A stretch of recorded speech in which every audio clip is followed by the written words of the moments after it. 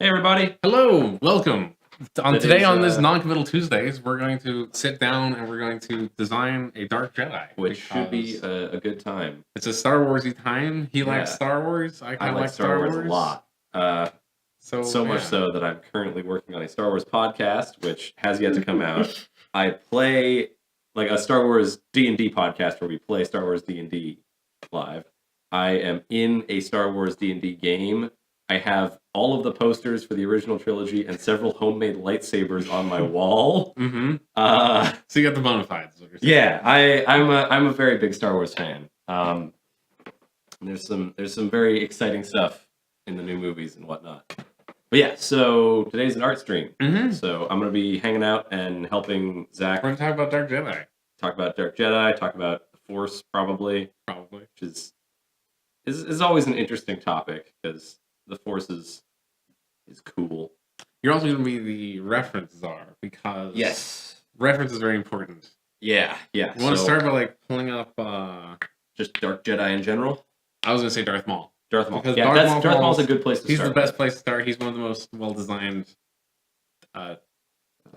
Star Wars characters that's not, what's his face? The big man himself, Darth Vader.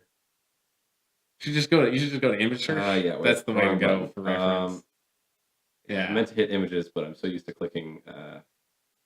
Do we want this No, Darth Maul? no, we which don't. Is the We cool don't. Darth Maul with We the don't spider want- legs. We don't want robot legs on, Darth let's Maul. search. I just want Darth Maul's face. That's really what I want. Where I want to start with. Oh great, there's Spider Doll Darth Maul. Which is an actual character who shows up in the show. Is Darth Maul with giant spider legs? It's okay. In Clone Wars. So if you Google this yourselves at home, people it's are saying mostly stuff in miniatures. chat. I can't see Yeah, it, yeah. Hello. What's up, guys? What's up, guys? So the thing about this is he says spider legs. That's underselling the fact that he also has a spider abdomen. Yeah. That's what that piece is called, right? The back of the spider is the spider abdomen? The butt. The spider butt, which is unnecessary for most spider bots. Yeah. Traditional spider bots don't have a spider butt. They're just legs. Anyway. Darth Maul's face is really where I want to start because he's got cool tattoos. And this guy probably should have... Interesting thing about Darth Maul, and this is because he's a Zabrak. Zabrak, the face tattoos are actually part of their culture. Zabrak, traditionally, the males are used as slaves and breeding. That's pretty much all males are used for. And they also... Yeah, here, I'll link... If you just search, Spider Darth Maul, you'll see a bunch of, images of it. So what happened is after Darth Maul got cut in half in episode 1, they actually brought him back in the Clone Wars because that was the biggest mistake of the prequels, is that they killed off Darth Maul in episode 1. That I maintained from the beginning that they should not have killed off Darth Maul from the beginning. I mean, the reason I say that is that Darth Maul provides a known enemy that they can that they know exists. Can you so it's not here. Yeah, do tab. It's fine. Hold on. I'm just doing a quick look at Darth Maul's tattoos because they're cool.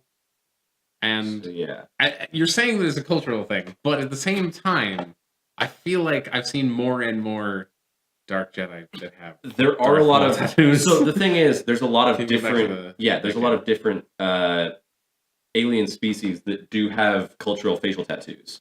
What I'm talking about is I'm talking about Dark Jedi that are red with facial tattoos.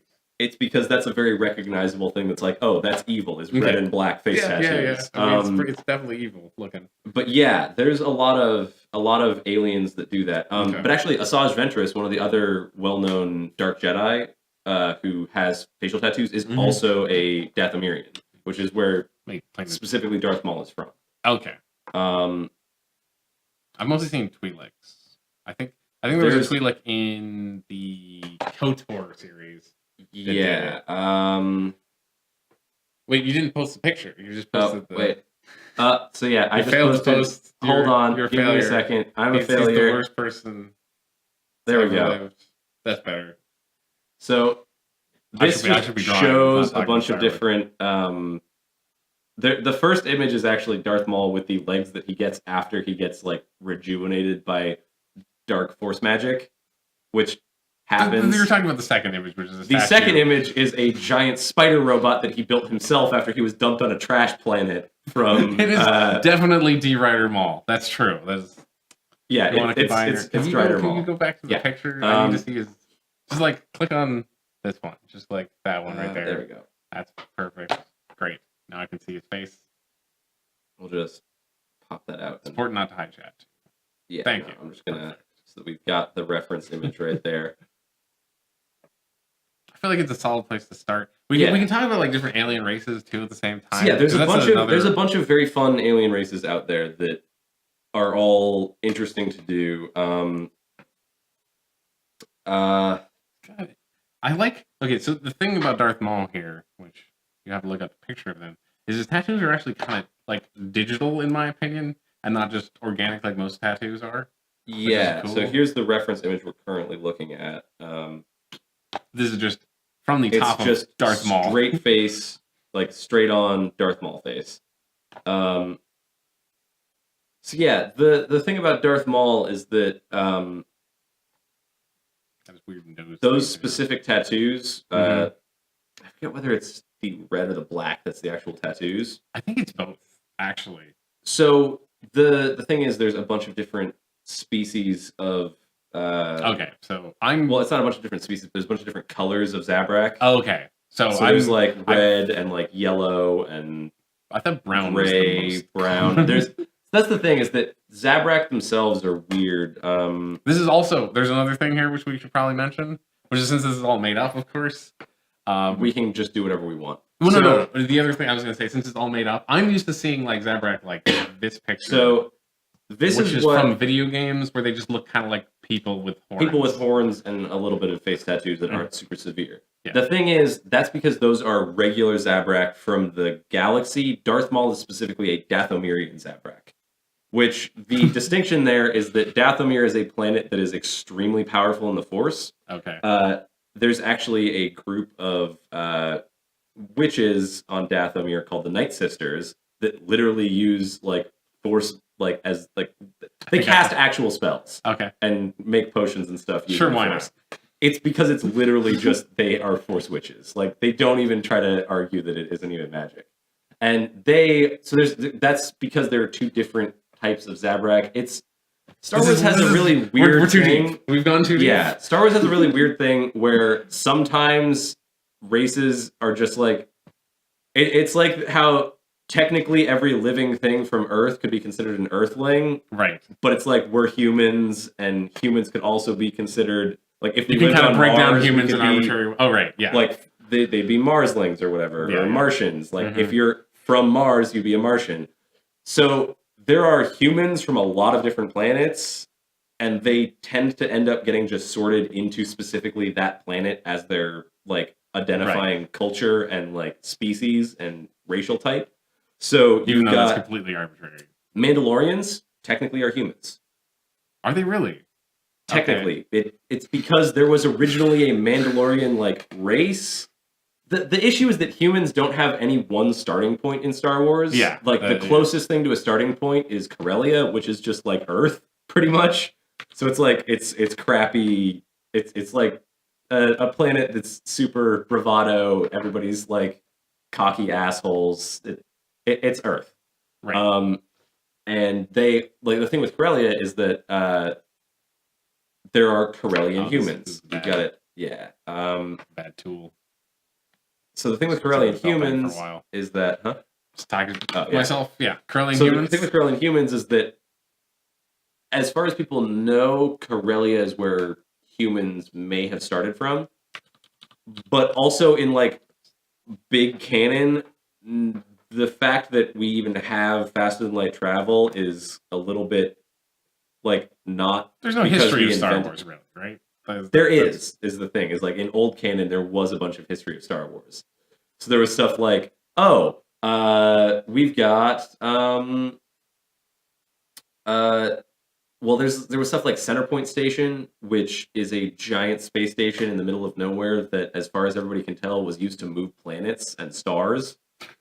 That has existed since the beginning of time before anyone had faster than light travel. Okay. Faster than light travel originated in the Corellian system on the planet either Corellia or Duros. We're not sure which. It might have been Duros, I think. And after like Faster Than Light Travel was discovered by, not even discovered by them, but just like created by them, it just ended up being. Yeah. He's hit chat again. Hit chat has fallen behind. Can't wait to become a Martian. 4 different windows open right now. Malcolm is deep in the lore. Oh, I've spent. I don't know when my Star Wars book is going to be available. I don't know that I'm really somebody who should write a Star Wars book. I might do a Star Wars podcast where I just talk about what I like about Star Wars, which would be can I make a request? Can we pull back a little bit? I want to pull back a little bit and talk about Dark Jedi in particular and make our Dark Jedi. So because, where I think we should start is figuring out what race we want to use. Darth Maul is a good place to start for just an aesthetic look. Yeah, that's tattoos. I'm thinking about. I want to have something to draw a needle and mess around with. That's why I want a picture of Darth Maul. Okay, so let's talk about alien races. I think that's a good place. There's a lot of different alien races in Star Wars. That's actually one of the things that Star Wars does really, really well, even over. I want to go even more fundamental than like what is in Star Wars. So my question is, should we do a 4-head alien or like an alien? And what I mean, a 4-head alien is Darth Maul. It's what you see in Star Trek, where it's somebody. Everybody has the same they're little, a human, 4-head bumps. Well, they're a human that has distinct facial differences, and that's about it. Or should we do something more weird, like somebody from the cantina? Like somebody from the cantina, and there's a middle ground too, which is slightly outside of ground, which is like something closer to like a Bothan. Which is a Bothan dog people. So it's a humanoid. Schmuckco is also kind of a middle ground. Rodians would be a middle ground. Rodians middle ground, yeah. So they're very humanoid, except they elephant nose girl. Oh no. Oh wait, you want us to do? Hold on. What does she even look like? Size Noodles, I believe, is who you're talking about. Of course, you know the character's name. That's great.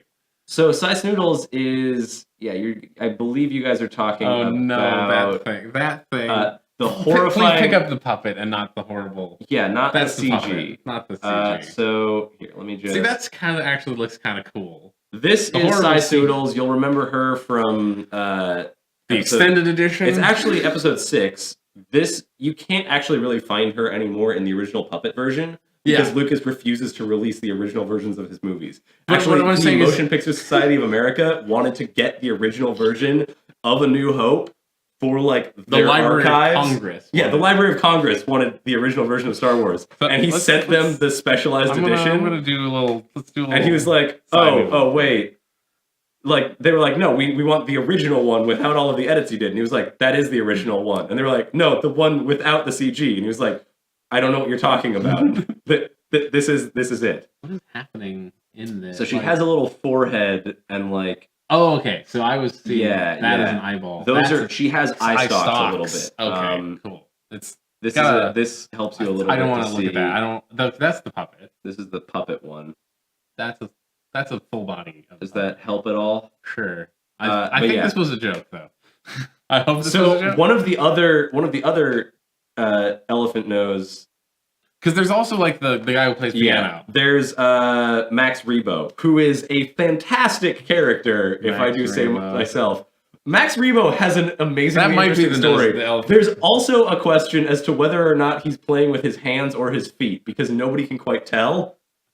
Nobody is sure. All of the art has it with his hands, but there's a ongoing debate in... The perfect ring explosion was dumb. I agree with you. Max Rebo. Yeah. We can talk about some eye stocks. So here's Max Rebo.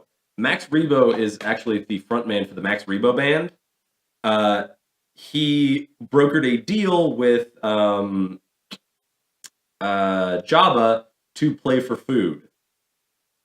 Like that was what he did. He was like, "Great, I'll just play for food."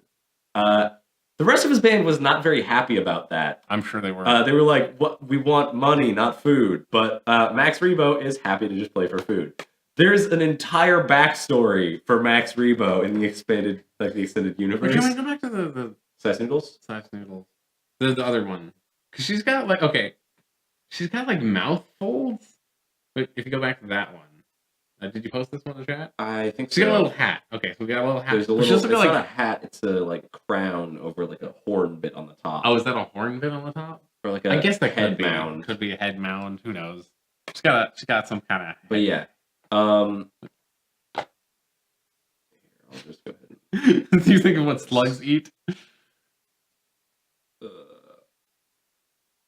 But yeah, perfect, excellent.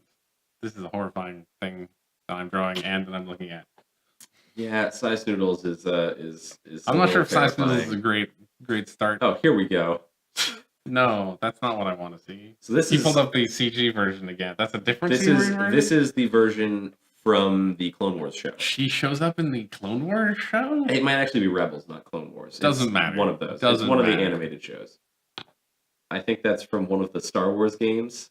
Why? Presumably. I don't know. This is the thing I hate the most about Star Wars, is that you're a character in a throwaway scene, and you have multiple game appearances, possibly a book about you, a comic book that features you heavily. There was originally intended to be a TV show about the Twi'lek dancer who gets thrown into the Rancor pit in Episode 6. This is everything that's wrong with Star Wars. Her name is Ula, and there was supposed to be an entire TV show about her that got scrapped. Because obviously.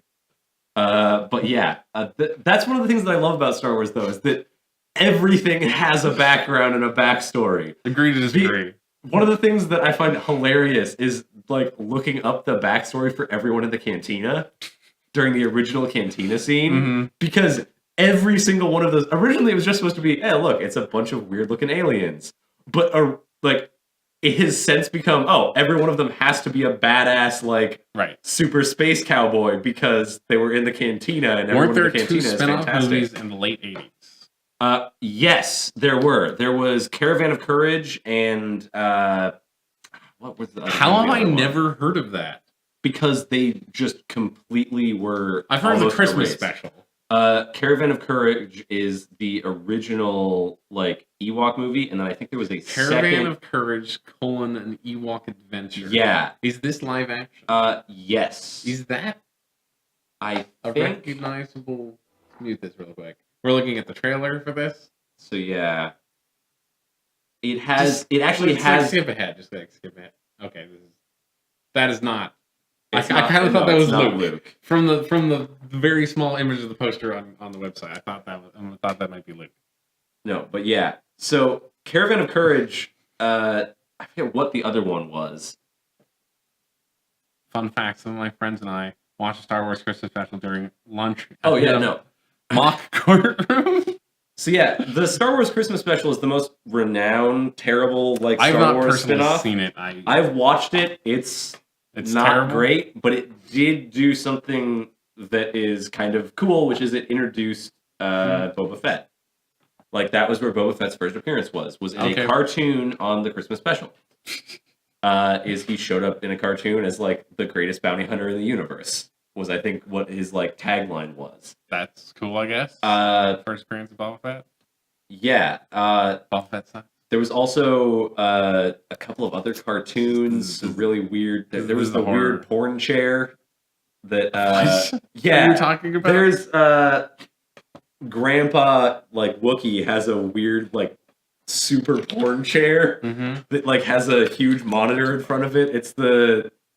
It's weird. You can all look it up if you want. But yeah, no, there were 2 separate spin-off movies. I can't remember what because there's the Ewok Adventure, and then I think there was Caravan of Courage, which was a separate movie. Because again, we need to reel it back.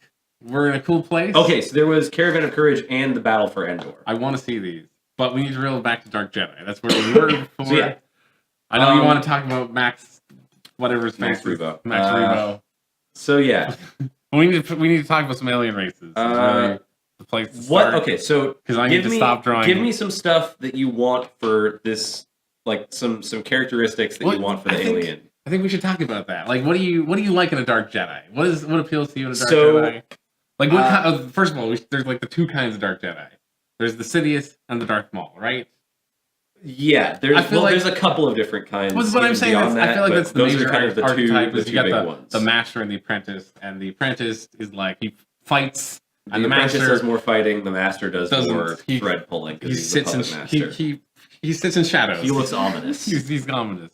And we should probably go for the fighter because they tend to look a little bit cooler. They look a little cooler.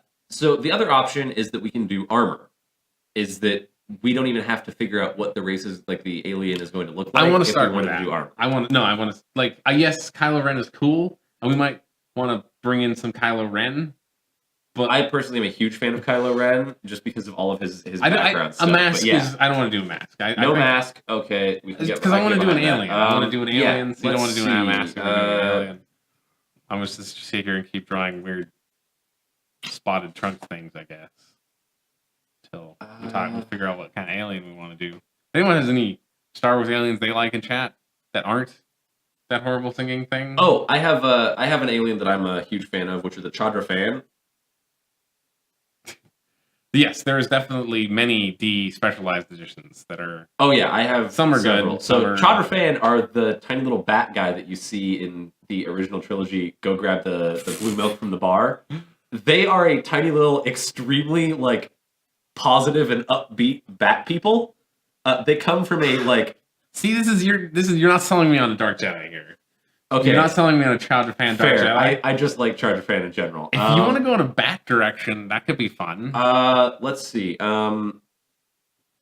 Like, yeah. You can't be a short Dark Jedi. That just doesn't work. Okay, what if we do a Gonk droid Dark Jedi? The hell's a Gonk? You have to tell me. You have to, like, show me what a Gonk droid is. First off, droids can't really be Jedi, but Gonk droids are these ones. No, yeah. Work with me here. He's pulled up literally the trash can droid. Pretty sure that's a trash can with shit glued to it. Yeah, pretty much. That's what Gonk droids are. But no, that's what they look like, at least. We could do. We want to do an alien. We know that much. Yeah. Give me some characteristics that you think are cool about Star Wars aliens, because I know a whole bunch of different Star Wars aliens, and if you give me some characteristics, I can start narrowing it down. Well, here's something I think might be fun, and that's lankiness. Lankiness. I think lankiness looks cool, especially on a fighty guy. Lankiness is a characteristic I like. I'm trying to think of. We don't have to go. We can also like make up our own race. We can definitely make up our own race. That's completely fine. But there is probably a race that is extremely similar to what we're making up in Star Wars. That's also fine. So a fun fact I learned about Star Wars, and I'm not going to know the names of the races, but you might, is that literally two of the races are the same puppet, but one is the puppet turned upside down. Yes, I do not. I know that fact. I know one of them. It's the fun guys with like the swooshy, like the bill thing that comes out like this. And like that. I think he's got eye stalks. He's got a bill that comes down. I'm trying to think. They were in you go to their planet in the first KOTOR. Have you played that? Yeah, I've played some of the first KOTOR, but not a ton of it. I'm not drawing because why is it selecting the wrong color? There we go. All right, but yeah. Let's see. Do you think this would be a good Dark Jedi? Hold maybe the lightsaber. This is based on what's her face? Yeah, Size Noodles, right? Size Noodles. So yeah, if you want lanky, I'm trying to think of some lanky races. You also just think of races that are cool in the face, cool face races.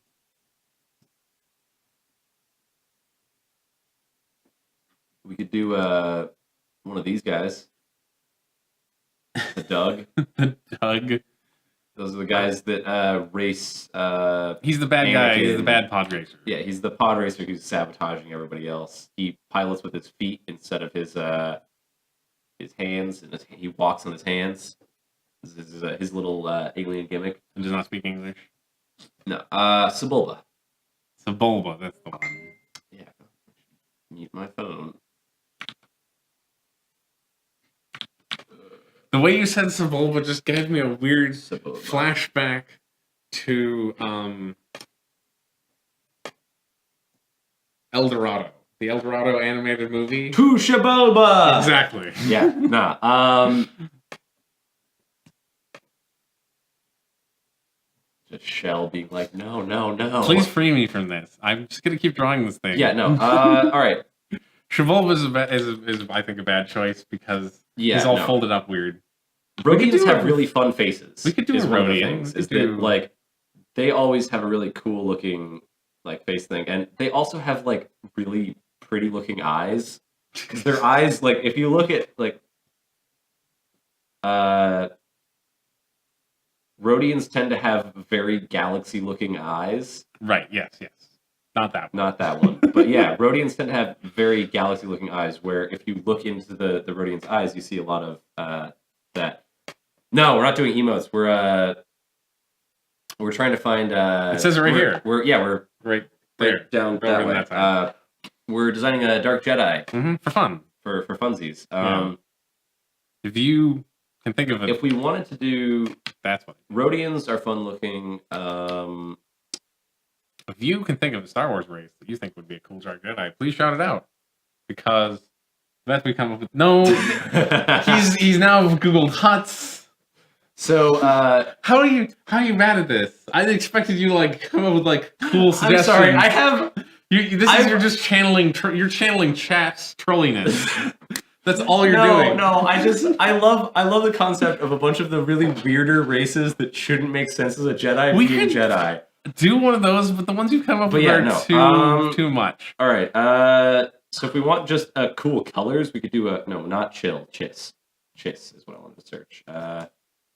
Chiss, which are what? Aren't there blue people? They're blue people with red eyes. They're basically Chiss came about because they wanted Chiss. I don't like the way Chiss look. Hold on.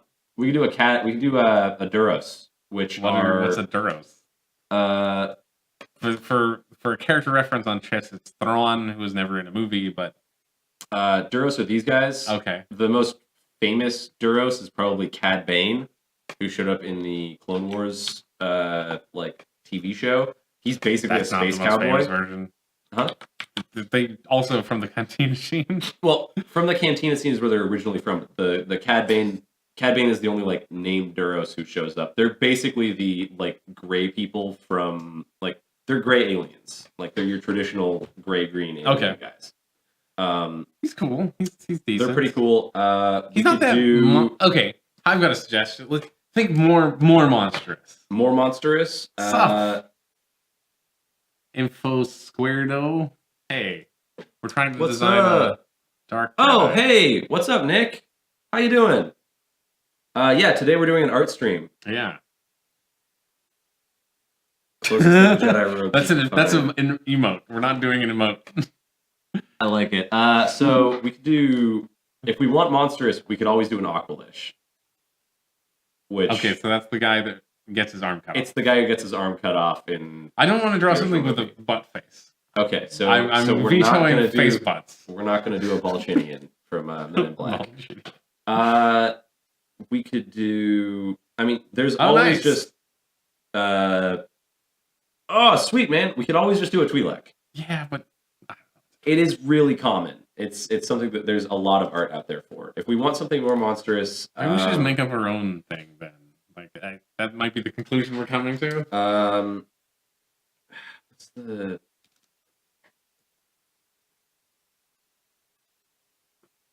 We do a Herglick. The fuck? They're basically giant whale people. A whale person Jedi? See, you these are just way too friendly. Okay, you're asking for monstrous. I'm trying to give you monstrous. Okay, you found one monstrous one, but I don't even think that's from Star Wars. Deveronians. Okay. They're devil people. Basically. They're devil people. They've got Deveronians. Come on, Star Wars. Okay, the Star Wars naming conventions are the laziest thing on the planet. Oh, you need to post. You need to post this picture because that's guy? Literally the worst thing I've ever seen in my entire life. This one? Yeah. He's a character in Rebels who shows up all the time. That's not gonna work. You need to click. Yeah, Vizago. Yeah. There you go. So here is Vizago. Tentacle head, like they were thinking of what a human and a mind flayer had as a kid. Oh, are you thinking of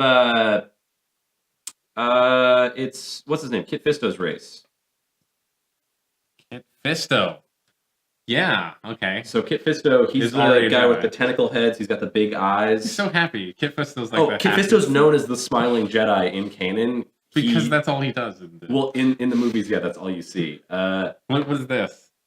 Oh, let's see. Best pilot ever. Oh, Arma 3. Smooth landing. I like it. Did you manage that one? Is that you? No, yeah. So there's Deveronians. We could do. Are you pro or anti horns? I could get behind horns. Horns are cool. There's Bothans. Bothans, yeah, they're which are sort of dog-looking dudes. Mm-hmm. They're a little bit lion, actually. They're more. I don't know. They're a bit both. They're like there's also never shown canonically. No, there's some Bothans in the Cantina scene. Are there really? Sure. I think. I would love to see those because I've never seen those pulled out.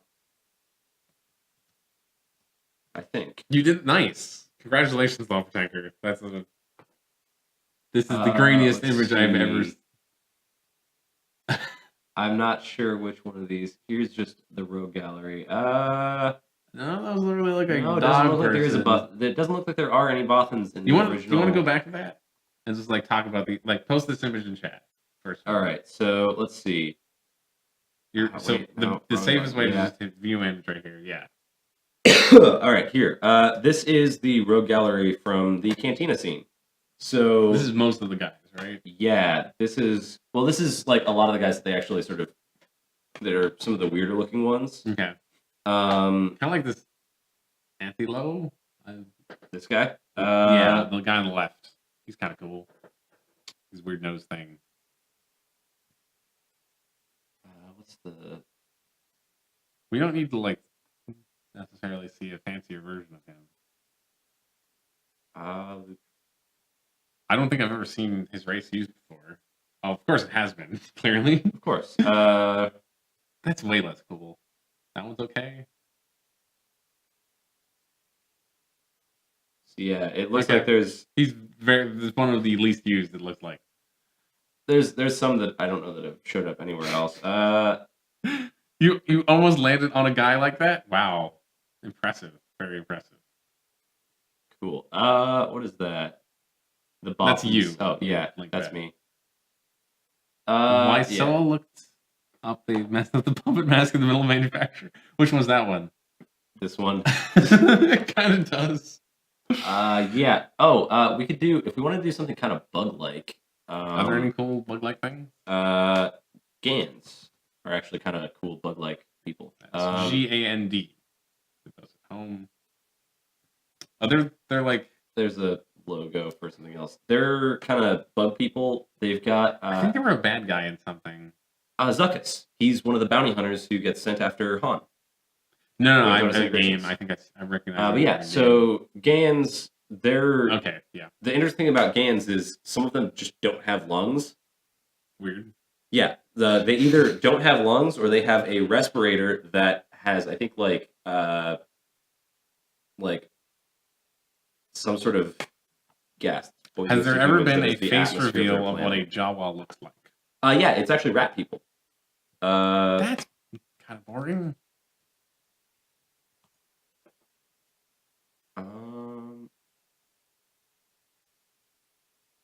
Yep. It's kind of horrifying. Please post that. That's obviously from the original, right? I believe so. I'm not 100% Is that just like sure, they didn't go with that direction? Maybe. Maybe. Wait, that's Photo Bucket. Oh no, that Photo Bucket. Ignore it. Don't click that link. That is a bad link. You can find this again. Yeah, let's just. There we go. No, they do not even look close to Skaven. Skaven are way cooler. Skaven are way cooler than Jawas. Yeah.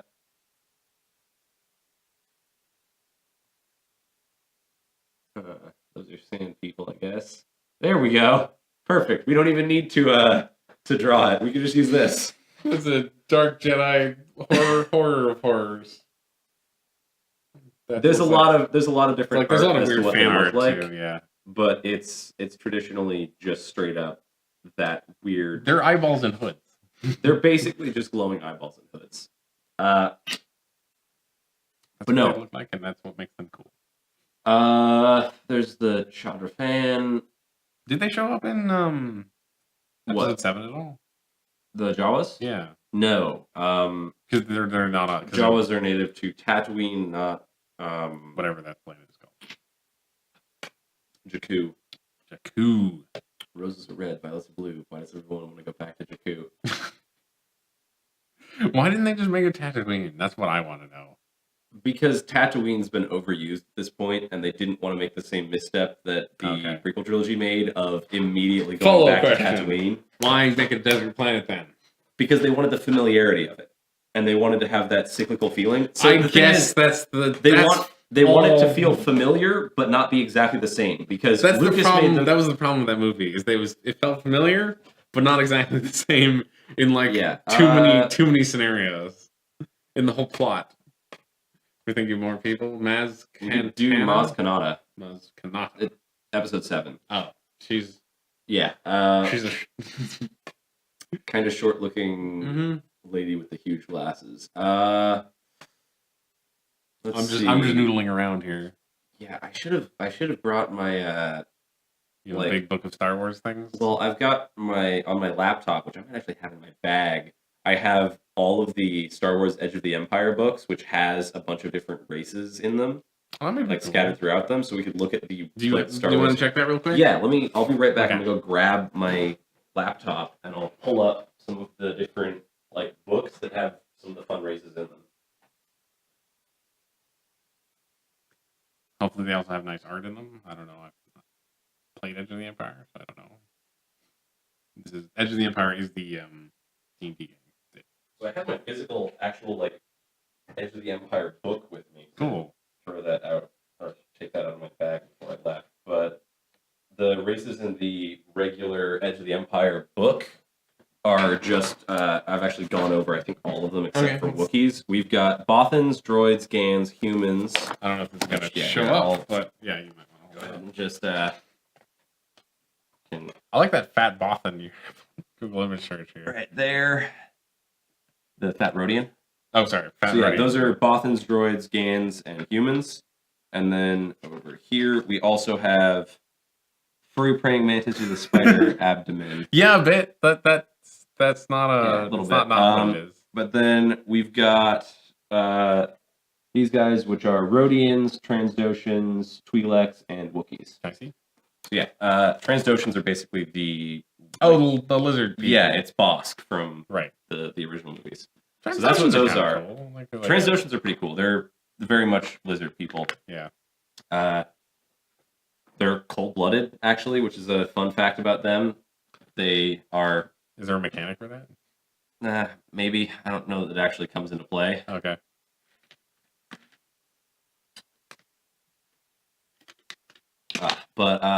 Yeah, so...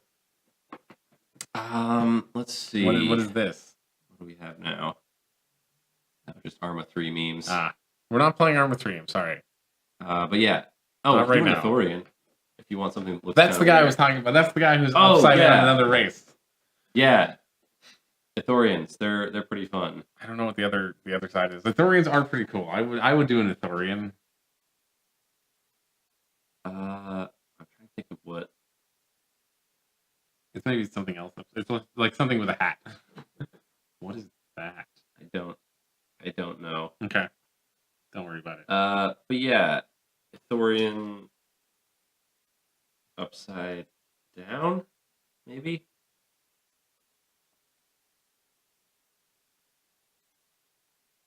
Nope, I'm not seeing. Pretty sure it's the Thorians and something else. If you go to not image search, just go to all for a second. No. You can just Google flipped upside down puppet Katina scene because they're both in. Yeah.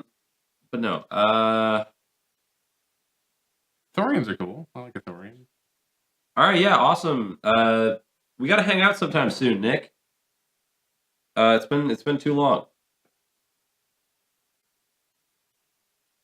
Oh, good luck getting it working again. Don't order more AZ-10s. That's a bad plan. All right. So let's just actually give me just a second. Sure.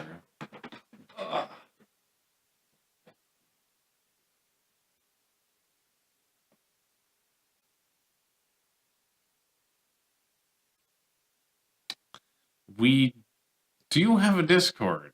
I am not in charge of it, though, so I don't really know the details of our Discord. All right, my computer's dead, so never mind. Okay, cool. But what I can do is search the Edge of the Empire species master list on the internet and just pull up those, and we can just click randomly through on anything that sounds interesting. Sure, I like what you're doing right now. It's like a weird bug thing. Yeah, it looks somewhere between a bug and like a lizard a little bit. I guess it's got lizardy bits, yeah. It's like the sort of spiky bits on the back Mm-hmm. are making me think like lizard head spikes. But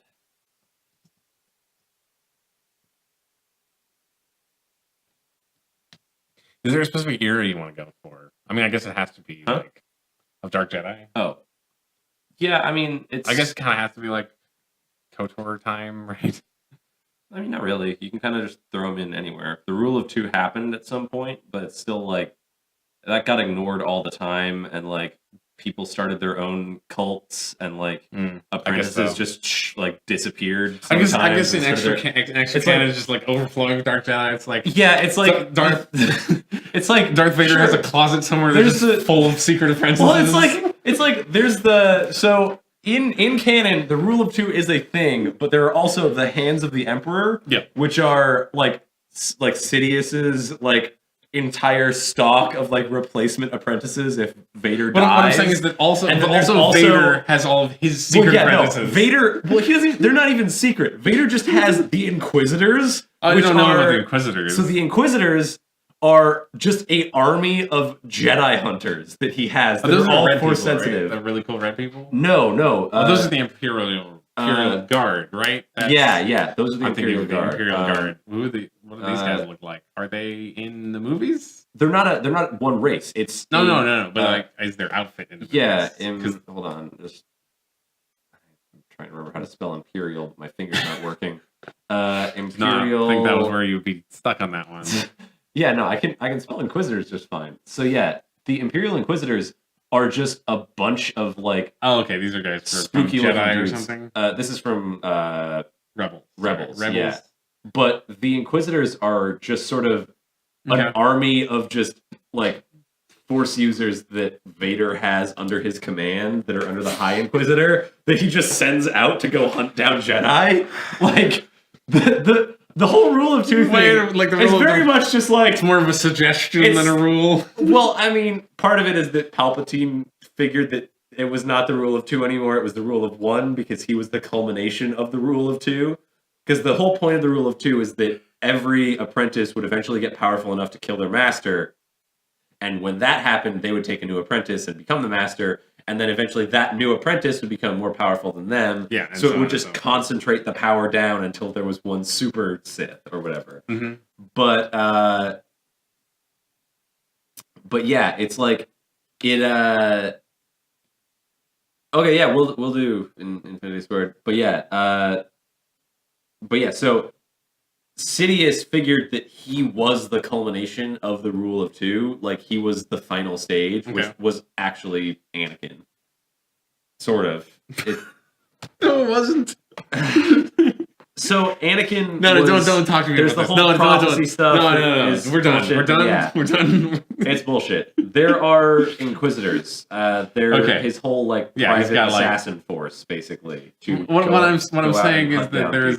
I guess, yes, even in the movies era, there's a whole closet full of Force sensitive and secret apprentices. In the old canon, Luke's wife actually started out as a Hand of the Emperor. Yeah, I know that one, which was Mara Jade. And she could still turn out to be real. It's entirely possible that Mara Jade could show up in the next movie. I wouldn't be surprised. Or at least be mentioned in the next movie. I wouldn't be surprised if Luke had an evil child running around too. Why not? Everyone else does. Well, everybody's suspecting that it's what's her face, right? That Rey might be Luke's kid. Rey is probably Luke's kid. There's also the heavy theory that she might be Obi-Wan's kid.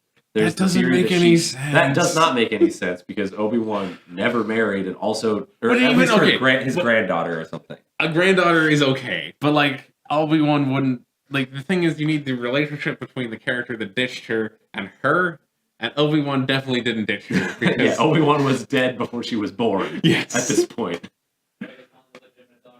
Okay, so we just got confirmation that Rey is Han's illegitimate daughter from Alan.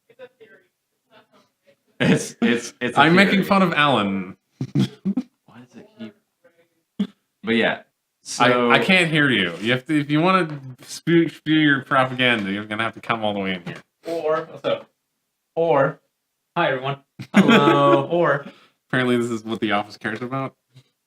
Rey and Kylo are twins.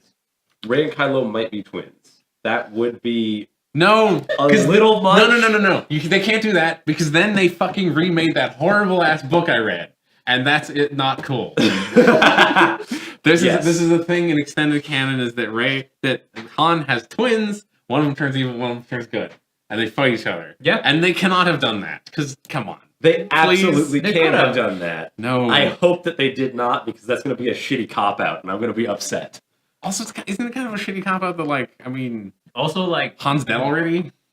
Han is dead already. That is because Harrison Ford has wanted Han to be dead since the second movie. Not quite true. I'm saying from a payoff. I've seen the interviews. Not quite true. He said if he's gonna die, this would be a go way for him to die.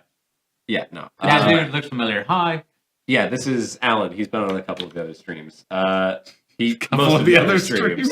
Alan is like one of the other more popular You're streamers. introducing him like he's a guest star. Yeah, this guy he shows up occasionally. Every Wednesday he shows up occasionally. As in like every Wednesday he's there. Also, remember, Leia is a twin herself, so it's probably like there's genetic. There would be that. That's not a thing. Happening. Can I just say that? Oh my god, Alan, we were gonna go to sleep last night. Alan's like, wait, we haven't watched the trailer. I was like, I don't care. And then I was like, no, if I don't watch it, you're just gonna tell me everything. So I actually had to sit and watch it. Mm-hmm. It's a bad trailer. Yep. It was bad. Yeah. The first one was better. I was like, oh my god, what does this mean? What does it mean? Well, I'm just really excited about the Journal of the Wills. Look at the Wills. Journal of the Wills looks extremely exciting. If you want to talk about the really Journey of the Wills, you gotta give me more of an idea than just this whatever this is. Which is all right, but it's just not much of an idea. No. I'm trying to think. It's kind of fun. We should make his eyeshadow color for this. That's not shadow color.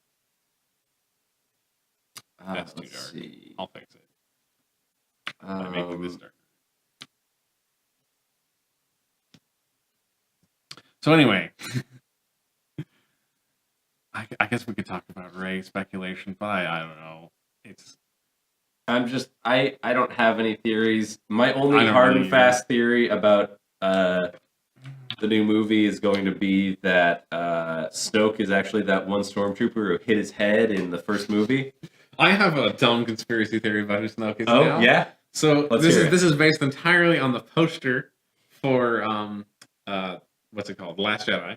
Yeah. Where Luke is the largest figure in the background. And traditionally, in Star Wars posters, the villain is the largest figure in the background. True. So, AKA, Luke is Snoke. Huh. It doesn't make any sense. There are some issues with that, yes. That Luke is not a weird, mangled monster looking thing? Yeah, that's the biggest flaw I can see in that. It's makeup. It's a new force power. He's got the force power of illusion. But yeah, if I'm correct on this, I'm here sorry. We go. Species master list. All right. Any of these names look interesting to you?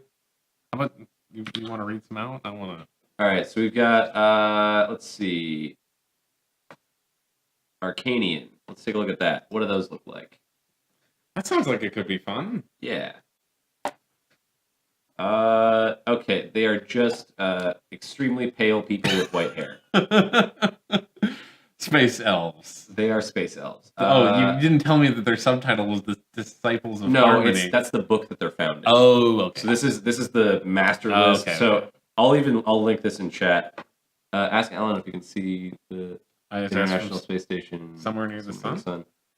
Are you trying to get Alan to look at the sun? But yeah, so this is just the species master list. This has all of the species that are currently playable. Oh, I'm in the wrong layer. That's what's happening. What is Whippids? How many? Okay, first of all, how many? Do we have any idea how many there are here? Here it's like a page and a 50 or half. so. Maybe a little bit more than that. Maybe a little bit more. Maybe 2 pages. Whip it. Might actually be Why are decent. Why are there like so many short, squat aliens? Because Star Wars I like short recognize squat the aliens. Whippet from I think somewhere. I think they were in the cantina Okay. potentially. You're trying to make them blind? Don't try to make people look at the sun. It's rude. Oh, they're not short. Okay, That's not squat. short. They're like that's 7 a foot Wookiee, tall. so they're like 7 or 8 feet tall. Okay. That is terrifying. Let's take a look at. If you want a weird face dude, you can take a look at Weequay. Let's look at Weequay. Weequay are. Let's go. We're gonna label this here as why if it's not. So, I want to rename this folder. So this is what Weequay look like. They've got sort of the face spikes. Excuse me. There's some of the. So I'm using this on Mac, so it's slightly different here. And why can't I rename this folder? There we go. I was not clicking on the right place apparently. Yeah. This is gonna be the insect. So yeah, Weequay sort of have like they're the 2 dudes who Oh, are the next to Weequay. Lando. Yeah. Okay. I've always felt the Weequay were slightly racist. Yes, I would agree with that. I'm sorry. I'm not going to argue there. They kind of look cool. I think there's something with like the weird braid things they have, which is cool. Yeah. We did talk about some weird braid things. We might also want to like, just take some cool elements from some of these things. Yeah, and, like, there's combine them together. Like the Mon Calamari actually have some interesting like facial features. Mon Calamari definitely have interesting facial features. They're Beyond basically just like the giant weird shrimp. A little bit. See you later, Leper Tanker. All right, see you later, man. Thanks for stopping by. All right, yeah. Mon Calamari. Let's take a look. You need like a close up of one. Not okay. Here's a trick. So this is a trick for everyone at home too. Go up to the top. Go to tools over there on the right. Size. Large. There we go. So this will give us nice, like, probably that one's going to be cool. This the second one right here. It shows like a few different ones of their costume. Let's take a look at the image. It's not a great image, unfortunately. Unfortunately, but it does sort of give you an idea of what they look like. They've got very fish-like hands. Yes. A little bit of a bulbous head. So you think they're shrimp people? Because I always thought they were koi people. Actually, they look more like giant squid. If you look at the way their heads are shaped, I guess the head is a little squiddy. If you look at the heads, it's a cool design. It's definitely a cool design. I'm a huge fan of Mon Cal as like a species. Well, they definitely become one of the most iconic, probably because of it's a trap. Yeah, because of that one line. Because of the memes. Let's see. Star Wars is all memes now. Oh, we could look at the Ishitib, or however you pronounce it. It's what's an Ishitib? Let's just.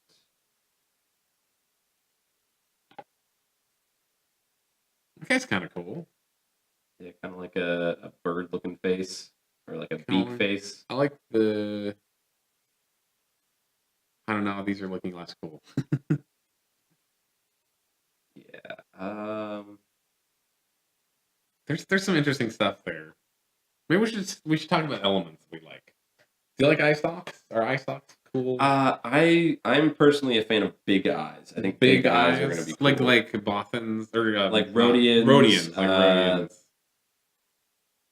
The lizard-ish dude that you drew with the like big I call him the insect guy right here. Yeah, that guy. I like those. I like the huge. I like big eyes. I think that's going to be a fun one. Cool. Glad your dinner's ready. Spikes. Spikes are very important for being evil. Yeah. The 3 are different they types like of humans. horns or? Are there actually 3 different kinds of humans? Yeah, there's regular humans, Corellian humans, and Mandalorian humans. Okay. Are the ones that are in the species for. Interesting. We could do sexy lizard people. What? Which are Falleen. Falleen are basically green lizard people who have pheromones. To make them sexy? I mean that, and they're also just drawn as sexy lizard people. None of the so the male. There's a sexy. The Lizard males thing. are not sexy. The females are very sexy. Is like all like that. That's basically the defining feature. Is the males just look, and they're supposed to be lizard people. They don't usually look like lizard people. That does not look like a lizard person. This looks much more like a lizard person. If I could find a better. So remember, search tools large. That'll help you here too. Because there's often the other thing is you'll find the same images but large. Yeah. Okay, that's a weirdly sexy lizard person. That's a weirdly sexy lizard person. Yeah, there's a lot of weirdly sexy lizard people. The Falleen, how do you spell this one? Falleen. So fall and then een. Yeah. So that's what those are. They have like face chunks too. Gungans are a mistake. Yeah. I mean, I guess like I don't know. Gungans also have a weird biology because apparently the boss man was a Gungan and yeah, Boss Nass. Boss Nass was a Gungan. Yep. But he's nothing like a Gungan. He doesn't even look like a fat Gungan. He's just like a different species. Maybe that like you turn when the Gungan gets older, they turn into that. We could do one of these guys. Oh, the what's this? The and senator. A really sexy one. You're doing internet searches. Yeah, no, I know. It's still just like, of course. Let's go to. There's even Sith versions of them right there. Oh yeah. We got this guy. That's pretty close to already something that does not. I don't even know what that is. I don't know why that popped up. Here we go. Here's a Sith. I saw the picture. The thumbnail image for the Sith version was cooler than the whole. Here's that. He's cool. Jedi. So we're looking at what is this guy called? He's the Shagrian. Shagrian. And this is so from episode 1. These guys and 2. He stands next to Darth Sidious when he's in the Senate. Yeah, he's a senator. Let's see. Do you like? Okay, so with their big eyes, do you think we want pupils in our big eyes or pupilless? I don't know. Would we just have like highlight? Togruta are another fun one that are like well, Star Trek has like the forehead aliens. Star Wars has the head tentacle aliens. Is like their thing because you have like the not Twi'leks. The not Twi'leks. There's it's like they've got Twi'leks. They've got the Chagrian. They've got the Togruta. They've got Nautilans. All of those are different types of head tentacle races. You know what got me about the Twi'leks is I recently rewatched episode 3. Yeah. And like looked closely at the Twi'lek in episode 3, and he is creepy, and not like what because Twi'leks turned into this weird sexy thing because of the dancing one. Well, that's actually this is one of my favorite things about Star Wars fans, or at least one of the most impressive things about Star Wars fans, is their ability to justify stuff and explain things. Twi'leks, because they come from a mostly desert planet, originally the planet that Twi'leks came from, which was called Ryloth, was originally a tidally locked planet, which is just an amazingly cool concept. It is amazing. Like, tidally locked planets are just like the coolest goddamn thing ever. To explain what a tidally locked planet is real quick, that just means that it's stuck with the sun. Our moon is tidally locked. It is always the face of the moon that we see is always facing us, which means that that's the side of the moon that we always see. Because it's rotating at the right speed to always be facing us. A tidally locked planet always has one side of it facing the sun and one side of it facing away from the sun. So the concept of a habitable tidally locked planet would be one side is a giant desert, one side is a frozen wasteland, and then there's a small belt through the middle where it's like constantly, it's constantly twilight, but it's still like a green area. There might be a slight cycle of day and night. Yeah, there might be a little bit, but it'd be like not enough that like it'd be like going from like early morning to late morning, right? It'd be like going from like early morning to twilight. Right. Yeah. Where it's like, it's hard to see right now. Yeah.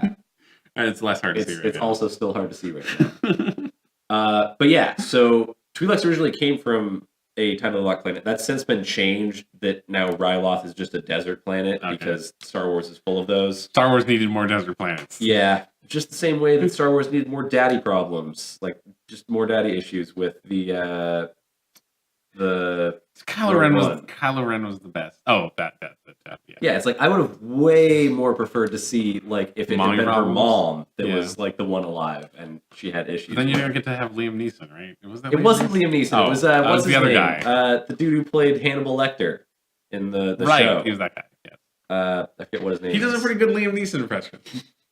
What races will J.J. Abrams create? I don't know. We could do a Celestin. They're the sort of... they might be a little bit too butt face. But... I'm not doing the weirdly racist aliens. That guy is weirdly racist. Fair. He speaks... I forget. I think it's Indonesian. Yeah. And is a weird caricature. He's the guy that flies into the Death Star with... Lando Calrissian. Yeah. Who's next? Not Anthony Hopkins. The Anthony Hopkins race? Pull up a picture of Anthony Hopkins real quick. Because he's I would believe he's his own race. Yeah, I could see that. He also looks a little bit like what's his name? What's the name of the dude who Okay, all right. We got to figure out what race we're doing. Yeah. We're an hour Talk to me about spikes. Talk to me about spikes. All right, spikes. Well, I think the race we're doing is our own race. At this point we're doing our own race. So if we want to do spikes, a race to look at would be Transdoshans. They've got sort of a very lizard-esque spikes. Welcome back. Armor 3 mods? Cool. What kind of mods you modding? This. So yeah, they got like the little horns. They got the Carnosaur horn. If you know what a Carnosaur looks like. I don't know if everyone's up on their dinosaurs. You should get up on your dinosaurs. Of course. Why? It's because everything on the internet has been sexualized at some point or another. It's true.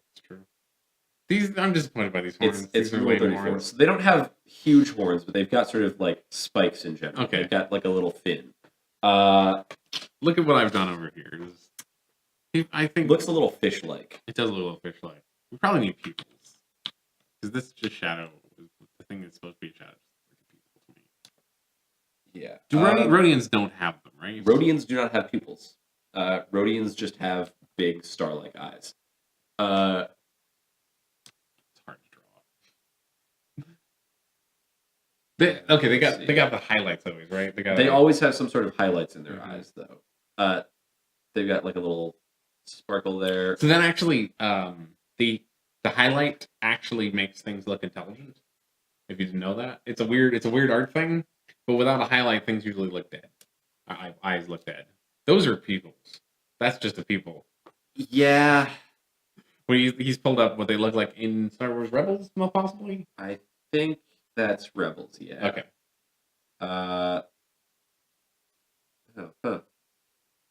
Battlefront races. Does Battlefront 2 have? I'm not sure. I don't know if you can play aliens in Battlefront 2. Battlefront 1 you could. There was weird aliens in Battlefront 1. They were but yeah, so that's the original Greedo Rhodian mask. So Rhodians have like a weird little mohawk sometimes. They've got you get a little hair. They've either got like a little fin or actual hair. It kind of depends. These are working for me. There's also God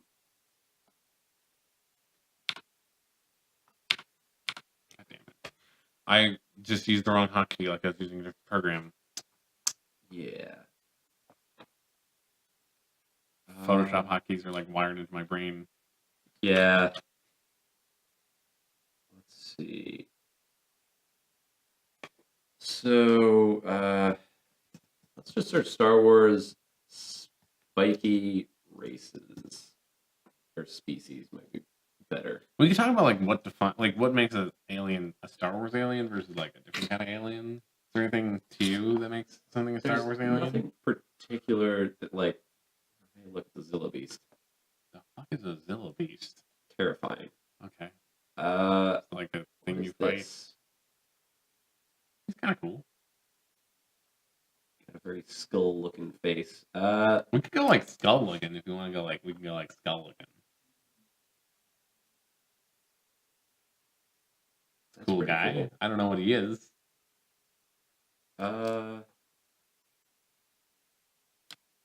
That's not a cool guy. Yeah. Okay. What? Okay, so what animals have like big eyes like this? Is there any Earth animals? I don't know. Big-eyed weirdos. I mean, I kind of liked what we had before, which was Do you like the insect guy better? the smaller head with the two big eyes on the side, because that gave it a sort of predatory look. Mm-hmm. Or not necessarily on the side, but like it looked more. It looked more like a predator than prey. Okay. Yeah. Which is sort of what we want for this. Do you think this we guy's want, looking a little too prey right now? He just looks a little too big. Okay. Like it might just be the size that's throwing me off. Is that it looks like it's one of those guys that's just He's huge and a little. I definitely the way I drew his like neck and stuff. He would definitely be a bulky, yeah. Like you want an ambush predator kind of look. Yeah, right? something that's. You want to actually pull up a praying mantis? Yeah. Let's take a look at a praying mantis. I feel like a praying mantis would make a pretty good dark Jedi, right? Let's take a look at the images. There's not a lot going on with them, honestly. There isn't. They've got wings. They've got the claw. They've got the yeah. This is kind of all right. Yeah. So,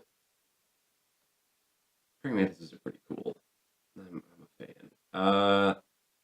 Wonder if Rhodians are only based on them. They might be. Honestly, yeah, they might be. Like if you look at a Rhodian face, because they like the. It's just the shapes. Yeah, it's the same sort of face shape, I guess. They've even got sort of the antennas. They got the antennas a little bit, and like the praying mantis face without pupils, very like the very pointed face, very triangular like this, and the Rhodian's mouth actually comes out like a weird little triangle shape. They've got the little like proboscis, and they got the big eyes. The snoot. Like that's what I'm saying is that this is the this is the translation here. They've got a very similar looking facial structure. Let's just let that pop up. But yeah,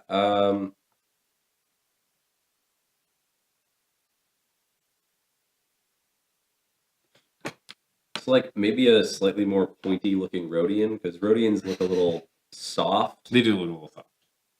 Like yeah, I'm liking this. Liking this kind of direction.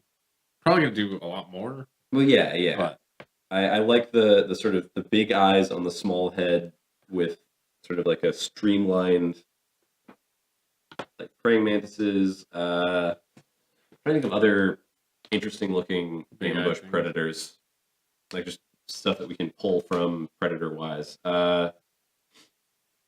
I mean, wolves. Well, but that's sharks. Yeah, Sharks are good. Would be better. The thing with wolves is that I think we should do non-mammals because mammals are going to be very like recognizable and stuff.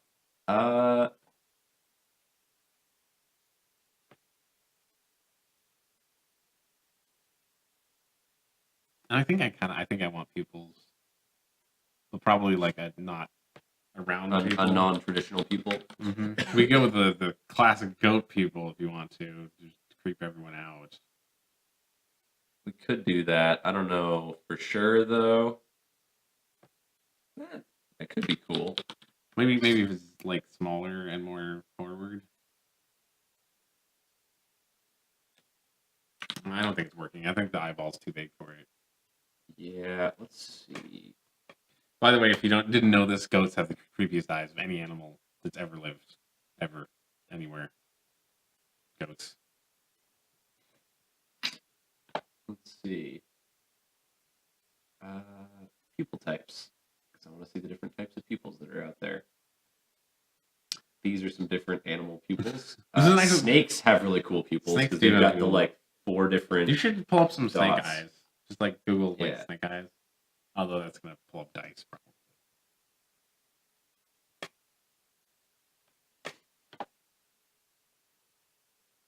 They mostly got the classic. This is the slit. The classic is the slit, but that's a gecko. That's a gecko. Yeah, but that's cool. Maybe search gecko eyes. Maybe search gecko eyes. Gecko eyes. There we go. I think you were thinking about geckos. I was thinking the whole about time. gecko eyes. So you want to post pull one of the cool ones out and post it so we can see how wicked these eyes are. All right. Here, I like this idea. This I is think strong. gecko eyes are a good idea. So here's what gecko eyes look like.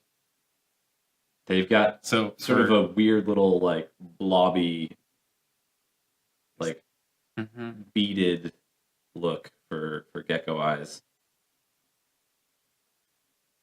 I think there might be a gecko race. Probably it's Star Wars. There's a race for everything.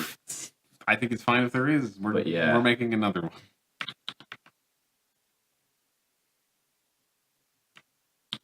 3 better? Is 4 better? 4 maybe, but 4 might look better. These all have 4. I mean, this one has like 15. Which one has 15? That one definitely has like 15. That's kind of cool. That one has 3. That one has 3, okay. Or it might have 5 actually, or potentially 4 because there's one blocked out by that. But yeah. Wow. I'm liking this what sort color? of reptilian. Do you like this with the gecko here, where it's very dramatically different? Like I think a dramatically different eye color is going to be good. I like that. Too much.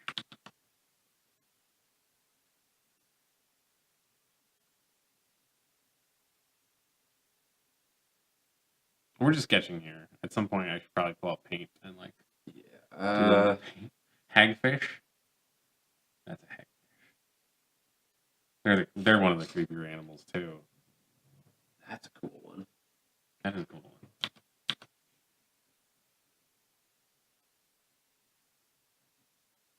Maybe the eye should be red. Should the eye be red? Is that too easy? Well, I mean, there is the traditional Star Wars thing of when a person goes over to the dark side, they have the like red and yellow corneas. Oh, I guess they do, right? Yeah. Kylo Ren doesn't have those, right? Kylo Ren's just like a dude. Yeah, they kind of have ignored that because that was one of the things about the prequels that people were upset about is that Anakin's eyes looked weird as fuck. They were like, they did. Why do your eyes all of a sudden look like you just got sprayed by pepper spray? I forgot about it. They gave him right. like those. Yeah. Mm-hmm. Here, if you guys, this is from the classic image of Hayden Christensen as Darth Vader. I don't. The spooky eyes. The thing that got me about him becoming Darth Vader is that they started calling him Darth Vader before he put the fucking helmet on. Yeah. They just saved it. They just saved it like, now you're Darth Vader. But yeah, traditionally, people who have gone over to the dark side get their Weird eyes tend to like get corrupted and have a yellow pupil or a yellow iris with red along the outside. Like that, it's that sort of color scheme. Yeah. But the red, so we're talking about the red often bleeds into the rest of the eye, like the what's it the. I don't remember all the eye shapes. Eye parts don't really matter.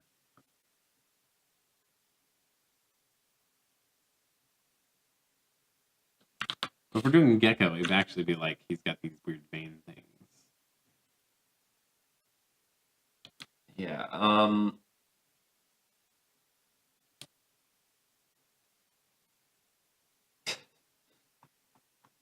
I just remembered one of my favorite prequel memes, which is the one where it shows Palpatine mid 720 spin towards people with the lightsaber, and it's like you come in to arrest him, but like, what are you gonna do when a crazy old man does a 720 degree spin at you? That was one of the worst scenes in the whole movie. You're talking about when he throws the Senate at Yoda, right? No, before that. It's when all that flippy shit. Well, yes, all the flippy shit. Oh, this is actually a good one to look at. But no, it's like when I like the shapes. I like the very very dramatic like. Yeah. But it's when like that. I think this has. What's his name? Cool. Samuel L. Jackson shows up to arrest him. Oh, he flips over the desk, right? He does like the 720 degree like spin move over the desk with like a squeal because he's just like yeah. I want to know like who the combat choreographer that decided like the most flippy shit means you're the best at the source. Because Yoda also just does like the Sheev spin. Right, I forgot. One of my favorite facts about Palpatine. His name is Sheev Palpatine. Is it really? Sheev. Sheev. Star Wars was a mistake. Yes.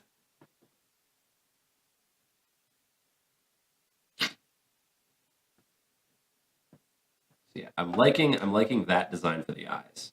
I think this could be cool. Yeah, with like this is very, very rough, as you could probably tell. Yeah. But yeah. I think that's like, definitely a good idea. This thing will be creepy as hell with eyes like that. Oh, yeah. He's probably have some facial markings or tattoos. So what if we do like a yellow with then just red lines through it? Like that's this, what I'm designed. Yeah. So I mean that's basically this, but I've chosen one of the ones with more angular. Yeah. Like, hey, Canola. What's up, Canola? We're doing art. We're trying to. Not much is going on. We're trying to make a Dark Jedi right now. In Star Wars, I believe they do not. They never explicitly state his name in Star Wars. However, his name in canon. The expanded universe and in canon, his name is Sheevan. Well, no, Sheev, not Sheevan. Sheevan's a inside joke with a couple of my friends where we were joking about what his full name is, which is Sheevan. Sheevan. Yeah, that's way better. It makes him sound way less threatening, right? Like Sheevan Palpatine. It makes it him being Sheevan Palpatine makes it sound like that's what his name is. That's what his mom called him, and what he really wants to be called. But everyone's up just like sub Sheev. How's it going, Sheev? The Sheevster. What really turned him to the dark side? Is that he was called the Sheevster too many times? One too many people called him like the Sheevster. He was just like, "All right, this is it. I'm destabilizing the entire government. You guys pushed it too far." But little known fact, but the Emperor's first decree was that everyone had to call him Palpatine. No, everyone. He was like, nobody calls me Sheev ever again. But he was subtle about it, like because he didn't want everyone to know that his name was Sheev or that the nickname Sheev exists. So you can only address the Emperor as Emperor Palpatine. That's the only way he legally had his name changed to just Palpatine, but everybody still called him Sheev. Oh, that's why he destroyed the bureaucracy. That's why he killed the Senate. Yep. He was like, look, I tried to do this legally. I tried to do this the right way. Clearly, I just need to become a dictator now. It's the only option. But yeah, I like the angular, like, angular looking head sort of shape where it's like a little bit pointier. Go back. So we're talking about like just taking a big triangle. If we're looking straight on him. Yeah, it's going to be triangular. Maybe a little bit softer on the edges, or possibly a little bit more like that kind of shape, or I don't know which edges. I'm thinking maybe a little bit more rounded. For the edge. Not a lot more rounded, but instead of it being like I know that there's obviously not going to be too many hard points, but like. Well, there could be we could have this could turn into like a horn or something. Like it could be like spiky, or we could bring it pointy up. So like honestly, I am thinking a little bit Cobalt-like. So Skynet's lawyer is saying he could get rid of all documents and records of his name once he became emperor. Exactly. He was just like, burn all records of everyone. So there's a personal question: is there a nickname that could drive you to the dark side? Me? Yeah. Well, my girlfriend started calling me Malbert recently, which might do it. Malbert! Are they really into... Is your girlfriend really into Dilbert? No. It just sort of happened. It's entirely because one night we were up till like 3 a.m. and she was like the loopy level of exhausted and just was like, Malcolm, Malbert. And just like it stuck from there. It's now on my fridge in magnet letters. Nice. So important. But no, I'm kind of okay with it. I've gotten to a point where I'm like, I'll lean into it. But no, yeah. Mine comes from when I was a child, and is the most nonsensical thing. Zachary Zucchini. I hated it. Yeah. People called me that. It was the worst. I can imagine. But yeah, so we've got the gecko eyes. I mean, like I like that's that. Head Can you spikes. save that one? That one's really cool. Yeah. They do have little head spikes, don't they? Sometimes. Some do. Some are like some are weird and Just have a like gecko beard alien? spikes. That one specifically is so it can lay flat. It'll expand out, and it looks like moss. It breaks up the silhouette of the. Yeah. Silhouettes are. Look! I found a dark side gecko. But yeah, some of them are really soft and look kind of like tubby, but they're the ones where it's like, this is like. That's the dark side gecko. This you is should post that horrifying. guy. Yeah, so we found this National Geographic gecko that looks very very dark side. Dark side. So I'm thinking I like the lanky thing. I think lanky is definitely good. Geckos seem to usually have shorter legs, so we're the gecko is really for the eyes. Yeah, the eyes and if you want to do reptile, we could pull out you want to pull up a caiman? Is that a C or a K? That's I forget. A C for caiman. Oh yeah, the crocodile. The crocodile. Oh no. Well, we'll do a caiman, but I named the wrong crocodile. It's I, but it's fine. Yeah, there we go. Caiman lizard. Caiman lizard is gonna be different than caiman crocodile. Right. So there's the caiman lizards, That's which kind of cool. are kind of cool. They've got a cool coloring. They look like a mango with the coloring they have. You guys are. This is You're into lizards. So this is the caiman lizard. It's got mango coloring, which I'm glad I got you with the mango I think we just coloring. got a laugh from that. But yeah, caiman. Yeah, there we go. That's a baby. The baby caiman. But okay, so yeah. let me just type it in. I don't even know how to pronounce this. No, it's Wait, is it that? It's that. There we go. Oh, the super thin mouth crocodile. Super thin mouth crocodile. Yeah, I don't know if that guys would are work. Weird. Yeah, that's a little too size noodles for me. Size noodle. Oh yeah, size noodles. Yeah, with the We're long back. snoot. We're back. We brought it full circle, people. Size noodles. For those. I Who mean, don't that remember. honestly is a little bit size noodles. It is a little bit size noodles. Like, but yeah, no. Should I do like the crocodile cranium thing where they get like head fat that comes over the back of their. You can see it on alligators more, I think. It's this. It's right here. You see that right here? Yeah. I guess it's on crocodiles, not alligators. It's not on babies. It's on the big old ones. Yeah. Let's just search. You can see it also in this picture that I've drawn right here. So if this was a crocodile, its mouth would be like that. Yeah. Let's see. This is an alien. So like right there. Yeah. Yeah. There's kind of like a. There's kind of a. I think it's like mouth muscles actually. Not entirely jaw sure. muscles. Yeah, the jaw muscles like being relaxed and kind of building up into this fat deposit. Yeah, like right there. Mm-hmm. Yeah. All right. Yeah. So okay, with teeth, does he use a teethy? Well, actually, I'm kind of thinking a little bit. Well, you could be also like you could go the other way, be like really small mouth. We could do a really small mouth. I like the idea of him having a freakily large mouth. Like, it might make him look silly because he's got big eyes already. True. We could try that. We need direction for this mouth then. So maybe somewhere like maybe just an average sized mouth. Like it. I think like back to like maybe just under the eyes. Okay, well so there's if for those out there who are interested in character design, there's an important thing if you want real expression from your character, you need to have the mouth be able to interact with the eye directly, because that's where most human expression actually comes from, is the interplay from your cheek and your eye. And if you have an animal that's like this, where their mouth's way down here and their eyes are way up here, it's harder to get expression out of them. Yeah. Just because you can't get the cheek to deform properly.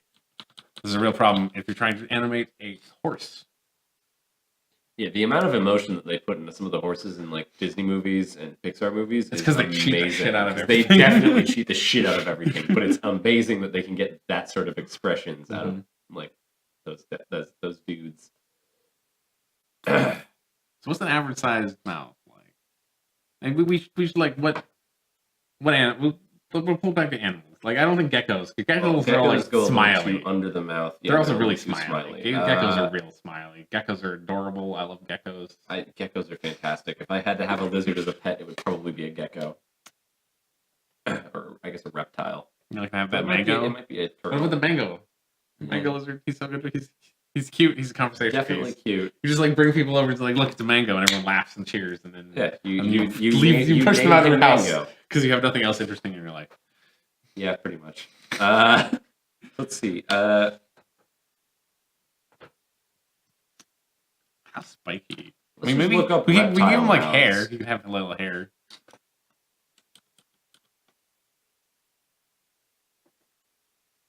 Well, your classic is of course, the crocodile.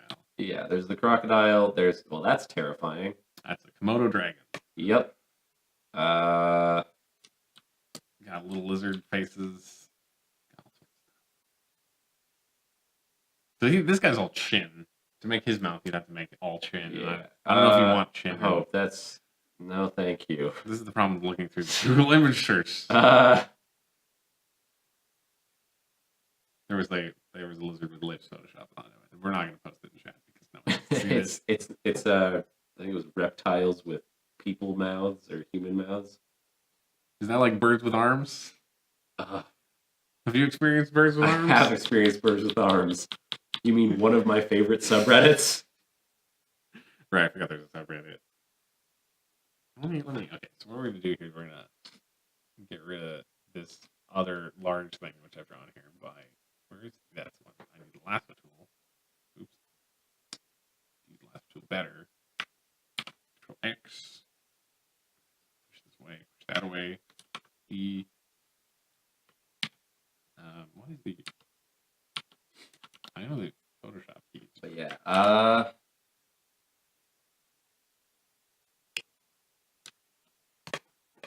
let's just use the move. It's fine.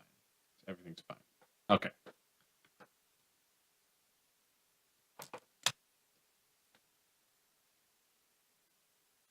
Doing like a little chin right now. I don't know. It's not working the best. I kind of like just that being the nose. So just like having, just stopping right here. Yeah, like stopping right there, having sort of a shorter mouth, and then maybe do like back to like right there would be the mouth. So it's got sort of like a little bit of a the way what is it? How dogs sort of have the little bit of You want to pull up a dog? yeah, let's We still need to put something underneath. You're talking about like very lizard, maybe like this. I'm talking about so the way that you've got closed. well the like the little shape. How they've got sort of the flat, like their upper lip comes down over their lower lip a little bit. Sort of have that going on, don't I? Yeah. Nah, that's actually, it looks a little cartoony. It's also going to be cute. Yeah, that's part of the problem, is trying to find something that doesn't look cute. So, like, to not look cute, you could just go like, did you ever do it? There's big teeth there now. Yeah. Of course, it doesn't work with, like, you could do down teeth. Make it a saber-toothed lizard, you know. The thing is, it doesn't kind of cute.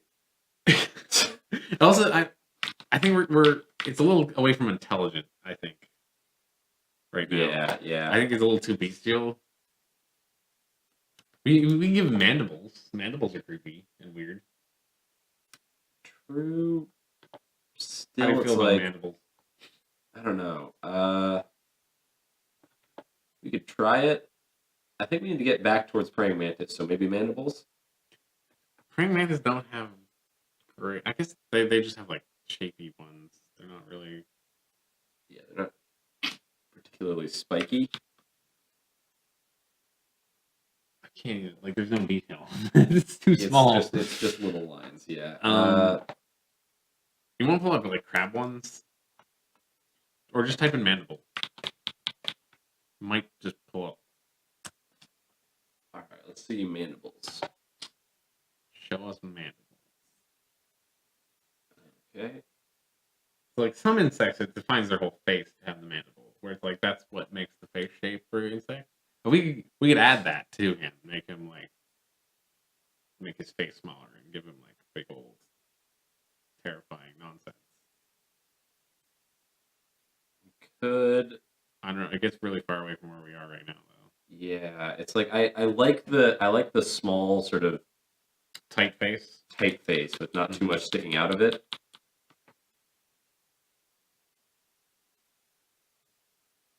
Like we could, I don't know that mandibles is the right way to go. Mandibles probably is not the right way to go. Yeah, Like if we were gonna design a bug, like we kind of were like gecko race a little bit, right? we're a little gecko race. So I think gecko race is definitely a good starting point. I wonder if there is.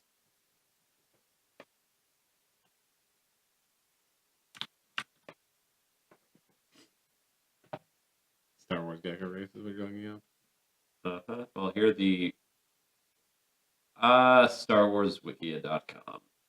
Reptilian sentient species, and there's just like 100 of them. Of course there are. Of course there are. Oh, here we go. That's not a gecko. It's probably been drawn like a gecko at some point. Okay. That's part of the issue with trying to find. Right. Oh, Pauline, exactly what we're looking for. Are they really? I mean, they are lizard people. I guess so. How How many things did we start? We started a few. We've got a few going. Like the thing is, we're making it's a progression. It's a progression towards the final design, and we might not actually be able to do it today. That's a thing. Like the thing is, we could design a Star Wars race. We could spend literally a month on it easily. Yeah, I like the idea of doing somewhere in between a Rhodian and a praying mantis. Okay. With like more gecko-like eyes. Should we give them ears then? Rhodians We have could ears. try ears. Might make it 2 Rhodians. Yeah. Or maybe.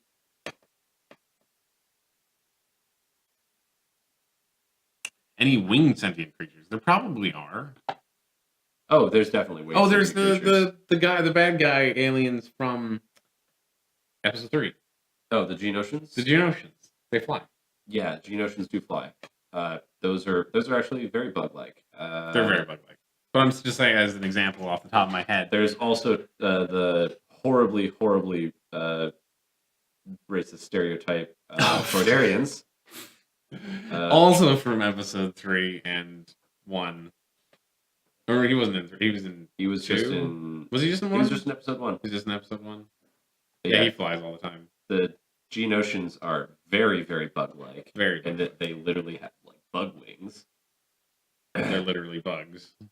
They are a hive mind species. Are they a hive mind species? Yeah, there's a brood mother for Geonosians. Then why is that like old Geonosian? Well, they also the thing is they're like partially hive minded in that they're like the drones and then they're the sentients. Okay. Is that their just excuse for how it wasn't genocide to kill them all like that? No. Like the Empire legitimately committed genocide against the Geonosians. Like they actually did that in canon. And there are no Geonosians after like the Clone Wars because Palpatine was pretty much just like, wipe out the planet. We don't want any record of what we've done. Like I don't want to have any dealings with them anymore, and I don't want to have to deal with that being something I need to keep an eye on and them potentially betraying us. So just wipe it out. And they wiped out the entire planet. And there's actually a character that shows up in a comic book, which is the last Geonosian, which has one of the queen eggs. Okay. And is trying to sort of like save that. Bring back the Geonosians. Yeah. So Geonosians are weird and spooky bug people. But yeah. So we could give them like a little like bearded chin spike thing. What do you mean bearded chin spike? Like can you not whatever the like reptile version of like the bird, like the chickens pull up a chicken yodel. too. Yeah. Oh, we got somebody in chat. What's up, Snavers? He's just singing a song. art school. Right. Yeah. No, I went to art school. Art school. No, yeah. Art school's a thing. Okay. What animal? What? What lizard has cool stuff on its chin like that? I know there's one. There's some chin geckos. Gecko-y chin things. Not Komodo dragons. What's the? It's like iguana. Iguanas definitely have. Yes, iguanas definitely have that. They've got the like. Iguanas have a very specific look. Yeah, they've got the chin spikes on the bottom. Problem is the iguana circle. Yeah. If you're familiar with what iguana looks like, they have got on their lower cheek right here. There's a big old circle.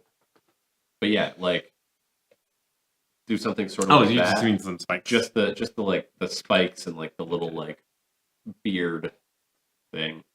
Because like some of them have like a huge flap. You could probably go like spikes all along the top. Yeah, top, I like spikes along the top. And I like Spikes like the like beard spikes.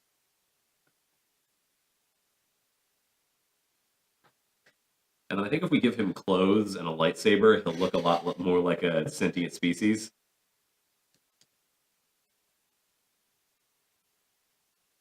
I want to work on some. I want like. Should he have Darth Maul tattoos? Like that kind of thing. I like the idea of Darth Maul tattoos because those could just be natural markings. They could just be whatever natural his markings species of is. whatever species is. Or they could be like cultural, Mhm. markings of some. Or kind. they could be because he's a creepy badass, because he's dark. That too. I mean, that's why most creatures have tattoos in Star Wars. Is creepy badass. Fundamentally, it's where everything starts from. So, yeah, I like what we have right now. I think definitely tattoos. Mhm. What sort of like clothing do we want to have? Because that's obviously a big thing. It's not does not have to be robes. Yeah, no. robes. You can have. There's a bunch of different cool. I mean, that's kind of the weird thing about Jedi and Sith like armor and equipment is you kind of have Jedi like is pretty standardized. well, Jedi is relatively standardized, but it does have sort of like the two main branches of it, which what are the two main either branches of it? like Irish monk from like the Middle Ages or like kinky bondage gear. Like those are sort of the two different angles you go for. I'm not for Jedi familiar equipment. with the kinky bondage. So many Jedi have just Can you pull like up one? Can you pull up I'm one? trying to think of like because I know well, a lot of them do like they got the very belts. ghee inspired robes. A lot of them have like the robes, but then there's like It's a robe over a ghee. it's a robe over a ghie for most.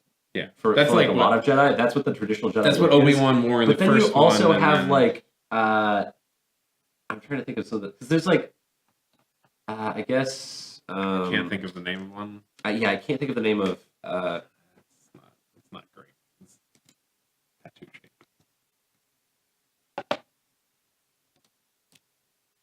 a little bit Ahsoka Tano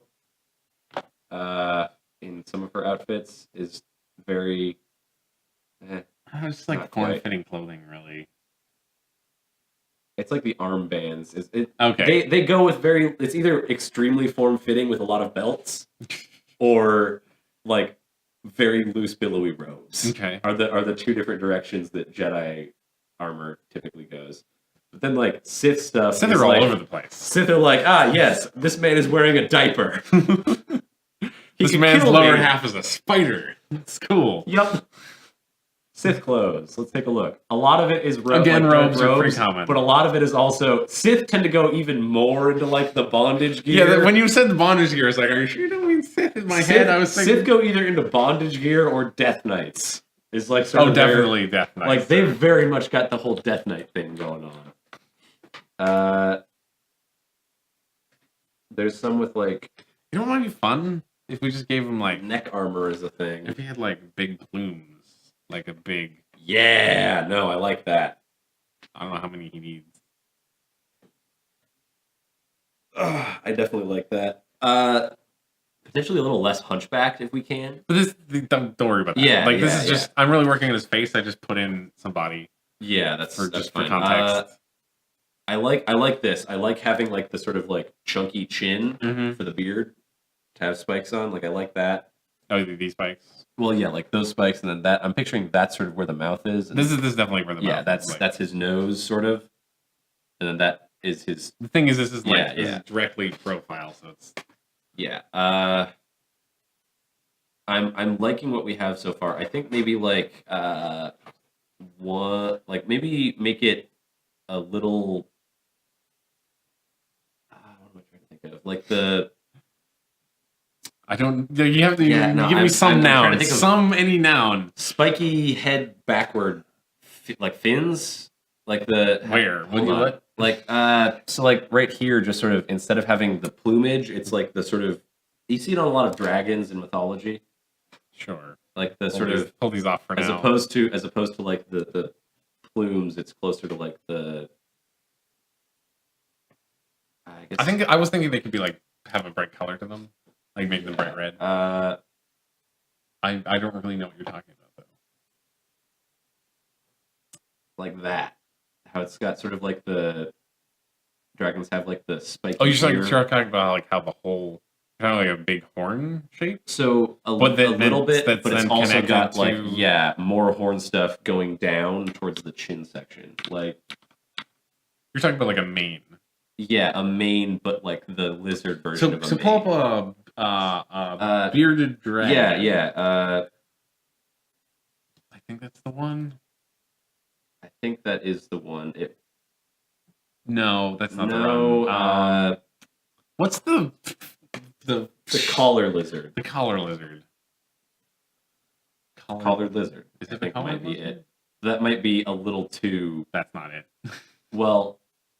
Yeah, no, that's not. That's just a lizard with neck markings. Yeah. What is that thing called? Poofy neck reptile. Good job. It worked. It works. It worked. What is it called? I mean, that's its family name right there, obviously, but like, I don't know. that Not thing's that. cool. I like that thing. Welcome back, Father Christmas Shaw Unlocked. Hello. Father Crimshaw Unlocked. Sorry, I don't know why I made claims you were Christmas in there. Christmas. It's probably because of the father part. I blame the father part entirely. But yeah, like when I was thinking dragon, it was like sort of like that.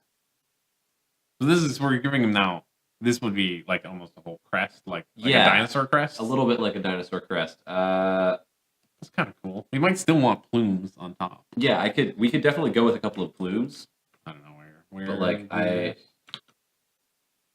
like crests is the word I was looking for sure. Fine, you guys used to call me Christmas anyway. Sorry, that was probably my fault. What's been new? It's been 1 year absence I had. I think I might be new. I think Malcolm here been is here for a new. year yet. Yeah. That'll be like early next year.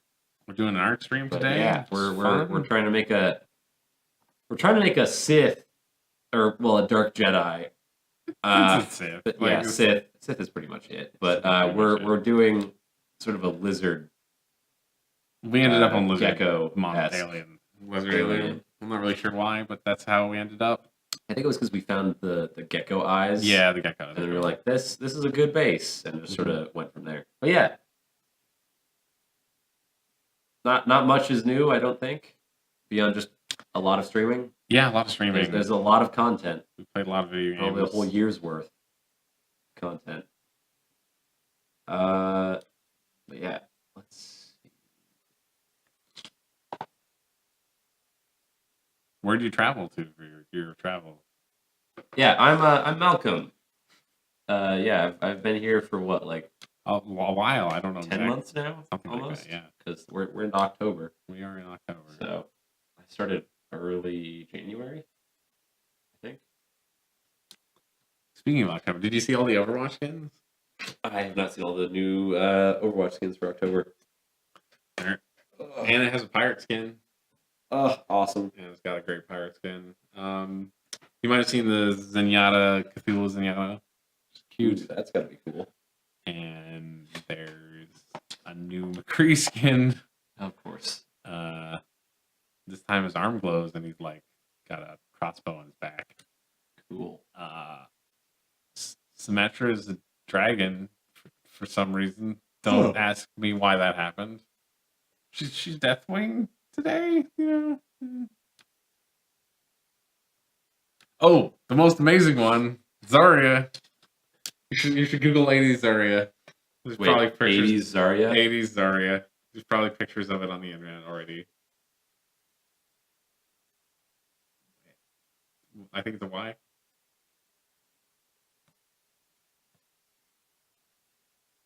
All right, let's take a look. It's got to be a picture of it. Yes.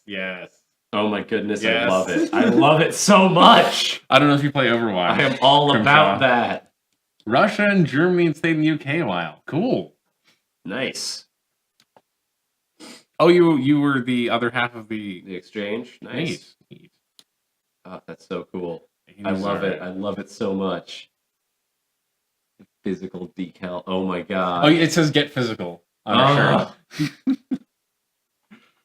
It's all so the amazing. complaints about Zarya not having a good skin are invalid now. Yep. They're all. That's the best Zarya skin, though. Anyone who doesn't have that Zarya skin is not a true Overwatch fan.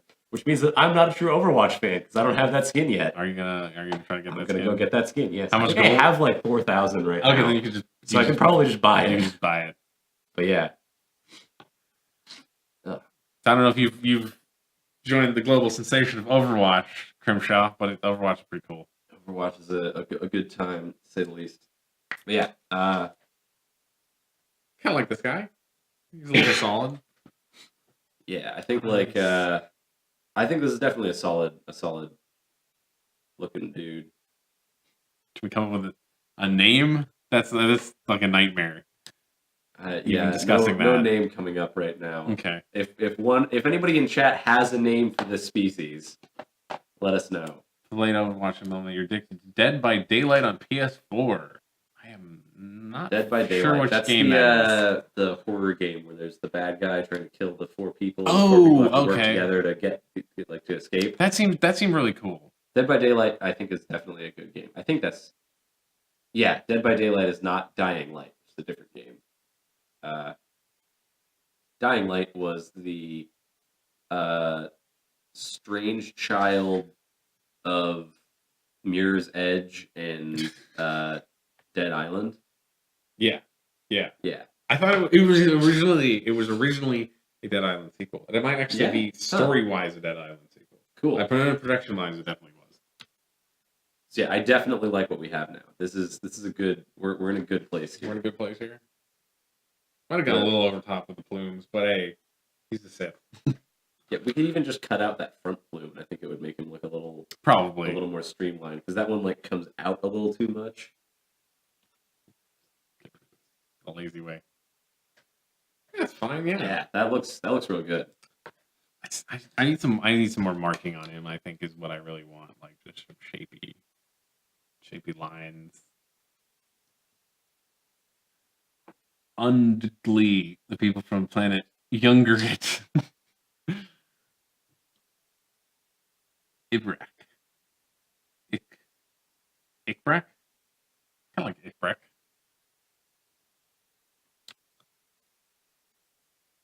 Ikbrak. What are you looking up here? Oh, I just looked up Moralo Evolve. Oh, I don't know what that is. He's a character. But no, yeah. Ikbrak. Yogurt the Wise. I personally have never thought of drawing Yogurt the Wise. Oh my god. What?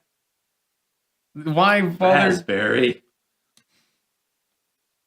There's only one man in the galaxy who would dare give me the raspberry. Lone Star. I need to rewatch Spaceballs. Spaceballs is an excellent. Spaceballs is a gem of a movie. I personally. We'll all be back in the sequel, Spaceballs 2: The Search for More Money. Do you know? Okay, so you know how the marketing jokes, like they keep making the marketing jokes. Yeah. Do you know what the deal was to make Spaceballs to What? get away with it with George Lucas? What? He was not allowed to merchandise the movie.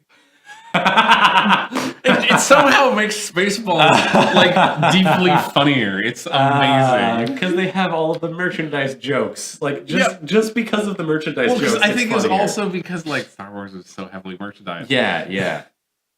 But like that was the deal, is he was not allowed to merchandise Spaceballs. Oh, that's so good. That's so good. I love it. All right. The weirdest thing to me about Spaceballs is there is no Luke analog. Well, they rolled Luke I know and they kind of Han roll into one Luke Han character. into one character. They kind of do. But yeah.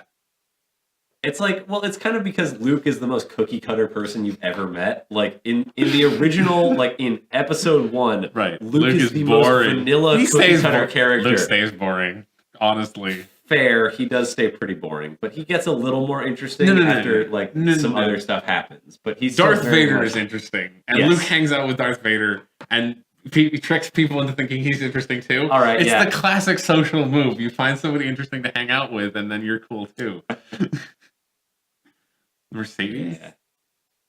Not in here. This is a Mercedes. Oh, okay. Right, the dumb joke. Comb the desert!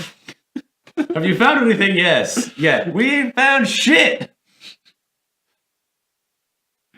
They almost had a comb the desert scene again in episode 8 or 7. Yeah, almost. Almost. They avoided the comb the desert barely. Oh, cool. You got a field mouse as a pet? Oh, nice. How was the, Treat smells like a cat? That's adorable. That is adorable. How was it getting it into the U.S.? Assuming you're from the U.S. Do you have a picture of it? Also? Yes. That is. I think that's the more important question. That is the more important question. Ignore my question. Do you have a photo of it? So I'm liking the back. I think I want to reapproach the front again. Do you like the marking on the crest? Yes, I like the I'm not tattoo sure about the lower eye markings. ones right now. Don't know about the lower eye ones, but I do like having something on the lower eye. I think there needs to to be something here. Yeah, I think I'm not sure. The pattern might be a little bit different. I like the angularity of the stuff on the crest, like the sharp angles. It makes it look a little less natural. And that's why we started with Darth Vader, is because I wanted to get an idea as to how his tattoos look. Mm-hmm. It was hard. They had to give it a lot of shots, and you uploaded your G drive. You're gonna upload it. Awesome. Yeah, no. I can imagine it would be hard because it's like, what's its name? That's also a good question. Yeah, importing a mouse sounds like a hard thing. A nightmare.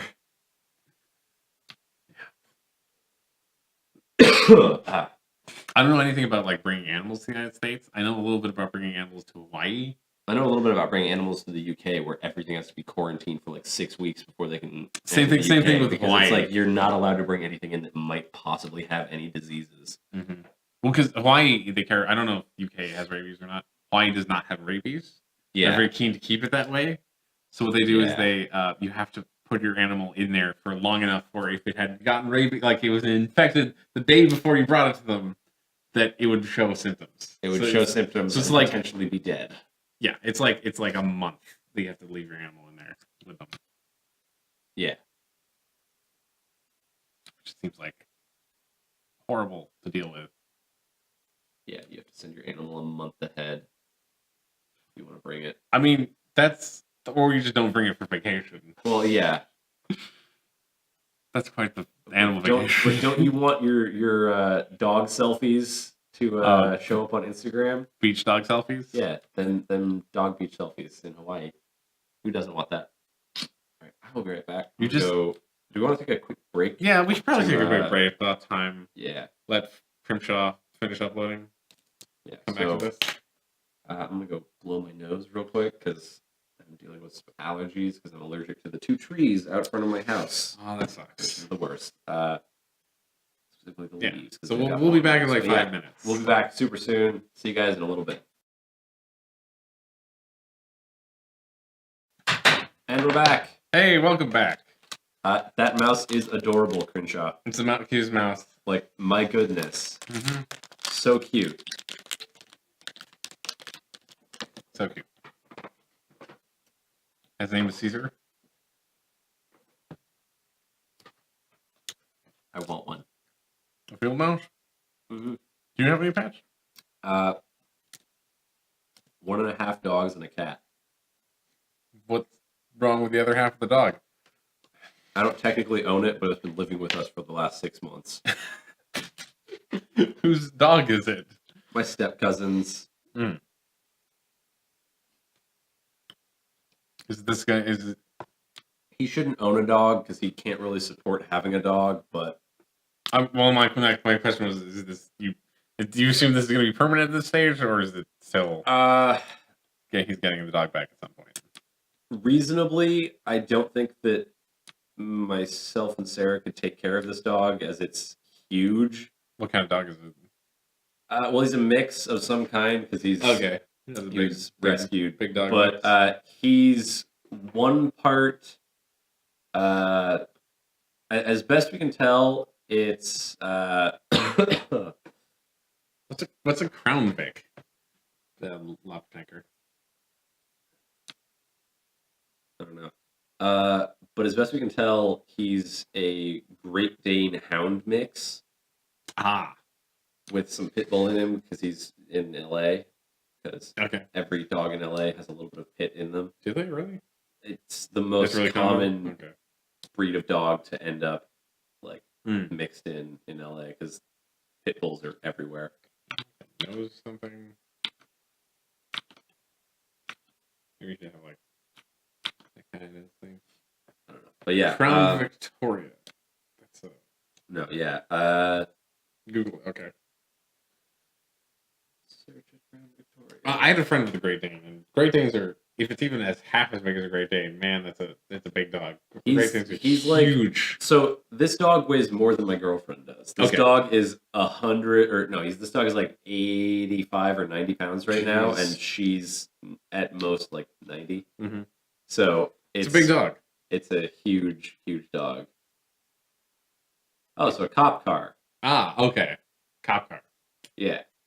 So you murdered him. Nice. But no, seems excessive response. Yeah. But no, yeah, so as much as we would like to adopt him, he's huge. We'd never be able to find an apartment that would take us with him. Yeah, also my friend had a Great Dane, and unfortunately she had to give him up because she got him when he was a puppy. I believe she rescued him from somewhere. From the street, possibly, or like an abusive owner, or something like that. And she was unable to keep the dog because he just got so big. Yeah. It's just too big for her entire life. It's like... He was so cute and such a nice dog. Very dumb.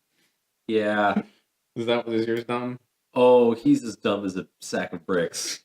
Probably Great Dane in him then. Yeah.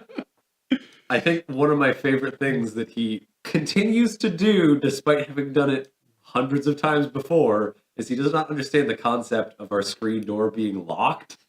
So his usual way of exiting the screen door in front of our house is to slam into it at full speed and like book it out into the front yard to go bark at someone.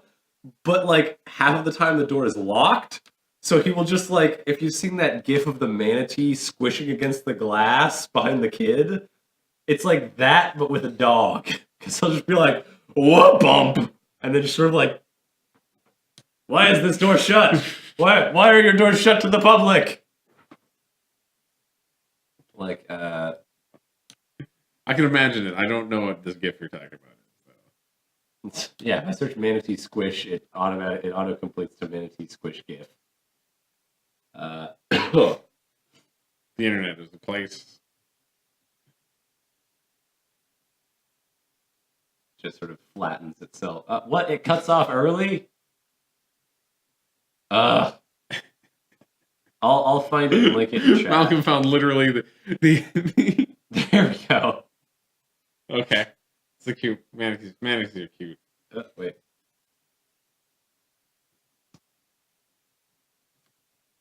This is the GIF that I was referring to, where the manatee is just coming at the glass and it just sort of squishes.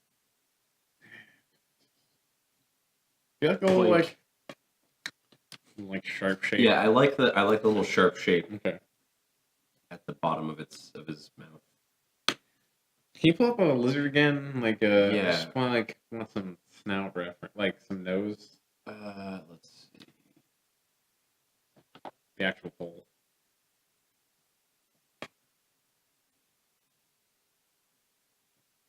That might be cool. Like.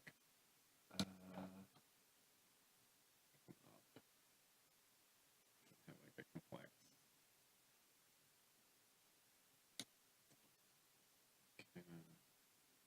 That help at all? I found a horned lizard. That is a horned lizard. Yes. Yeah. Yep. Let's just go to images, see what's up. Problem with like nature and real life sometimes it's very boring. You should do the large image search thing. 'Cause I'm sitting all the way over here.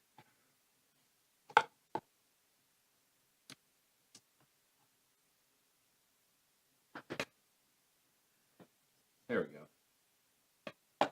Wait, no.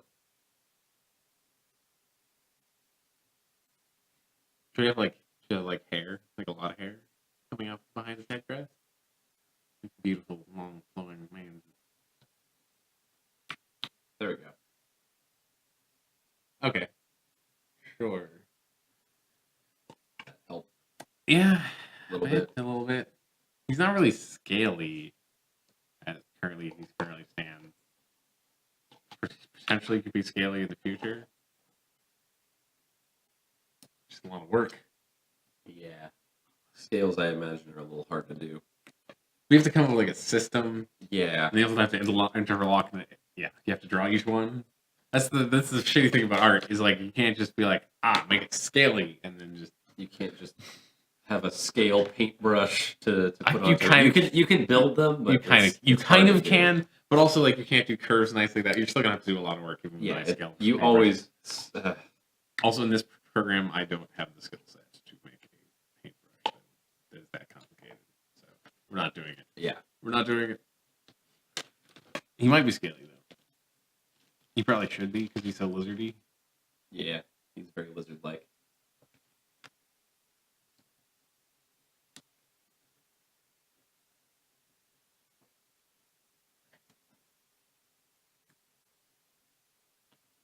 So you have 3 then, because this is that's technically the center line right about here. Even though I've kind of turned him slightly because it's easier to work with. Yeah. Just need to figure out what the hell to do with the rest of the lower half of his face.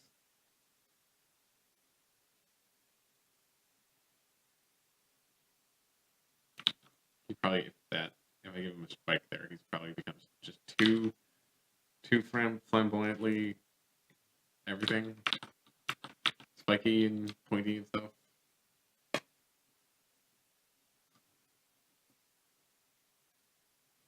You want to tell us about those?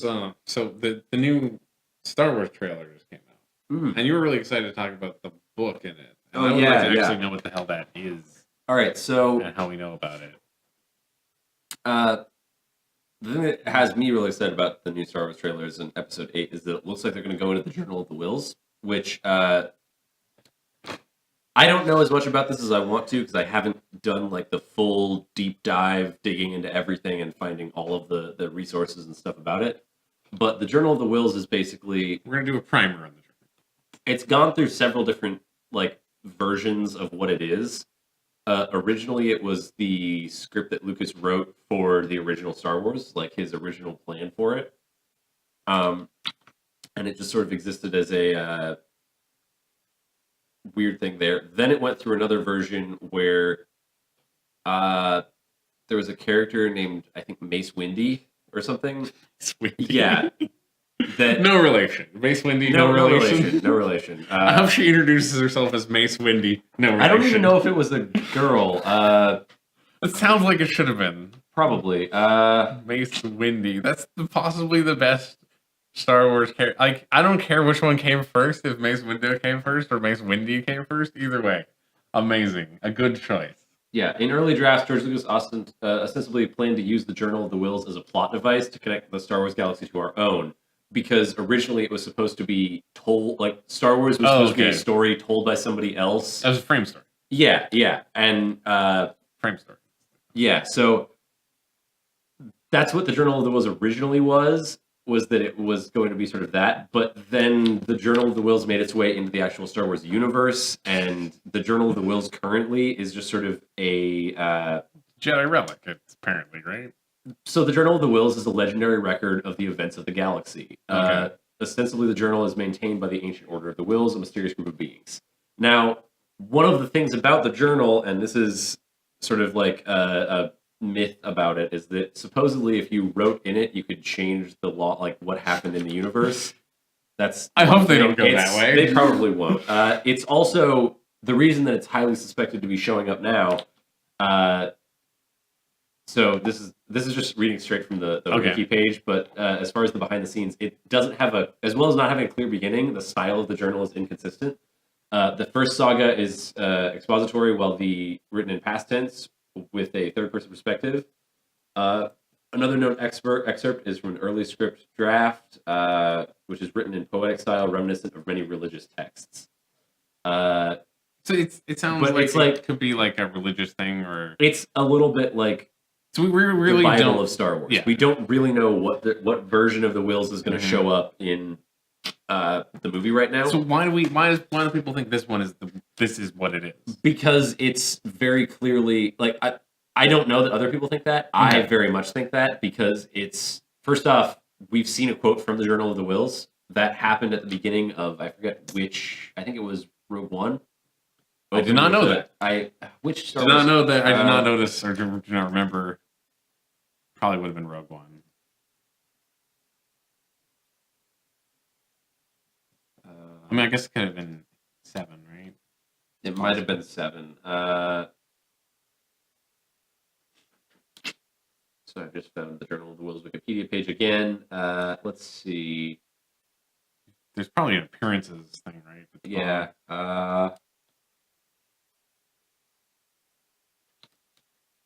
Should we just make a Dark Lizard Man? I mean, yeah. Playing too much Warhammer. I'm playing a lot of Warhammer at home. Yeah, I'm noticing the Lizard Man influences. There's a little bit of Lizard Man there.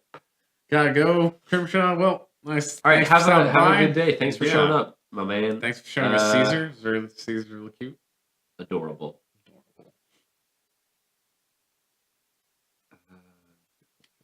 Device. The appearances right there, isn't it? Well, appearances. It showed up in the novelization of A New Hope. I remember there being a quote.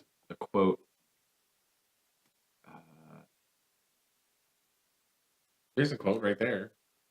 Yeah. First comes the day, then comes the night. After the darkness, shines through the light. The difference they say is only made right by the resolving of gray through refined Jedi sight, which is Journal of the Wills 7. 477. Force Awakens novelization? It might be the Force Awakens novelization, which opens up with it. It might be. Yeah, I think that's so in the novelization of the Force Awakens, the book opens with a quote from the Journal of the Wills. But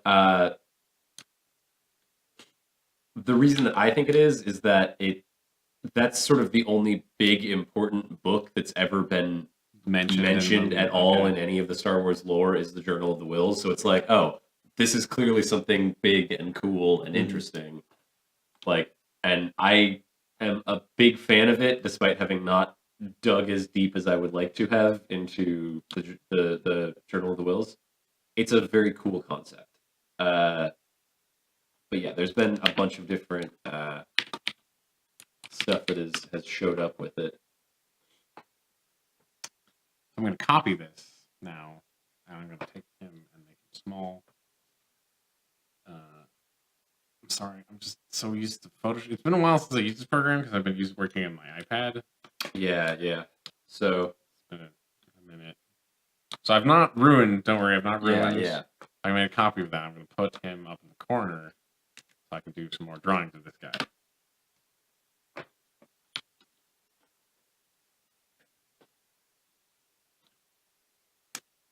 So you're talking about a robot arm, also. Yeah. Just like a lot of people like one-armed have, one-armed Jedi Sith. I mean, it's like it's a very Star Wars thing. It's a trope. Like, it's a trope. Yeah. It's always the same arm. Cybernetic right? arm. I don't know if it's always the same arm. A lot of guys have lost both left or right or both arms. Anyone both? There's been a couple of Jedi, Jedi and Sith that have lost both of their arms, if I remember correctly. But yeah, my favorite weird Sith injury continues to be the one from KOTOR, where the guy has just lost the lower half of his face. Yep. He wears a big collar most of the time. Yeah, but at one point in the game, he takes it off, and it's an experience. Yeah, it's not Revan, it's his apprentice, right? It's Revan's apprentice, yeah. I forget what his name is. What's his name? Malik. Darth Malik. Good old Darth Malik. Yeah, let's see.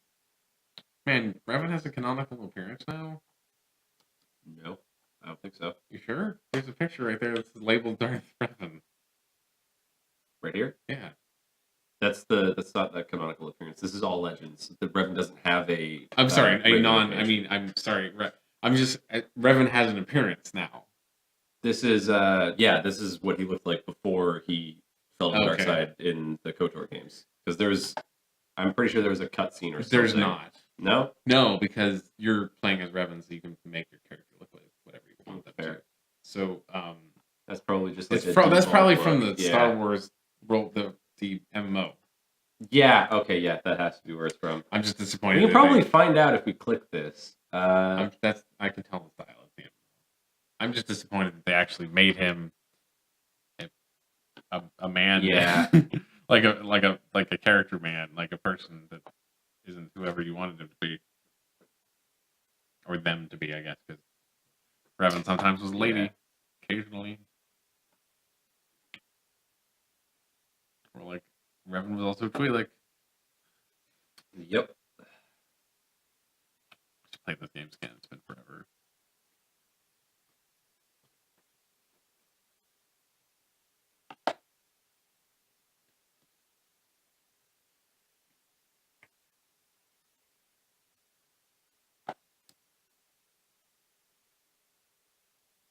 But no, yeah, I'm very excited for the new movie because there's going to be a lot of interesting stuff in it. A lot of interesting stuff. Yeah. Like the Journal of the Wills. Because we've had a canonical mention of the Journal of the Wills in the Keeper of the Wills of Rogue One. Keeper of the Wills.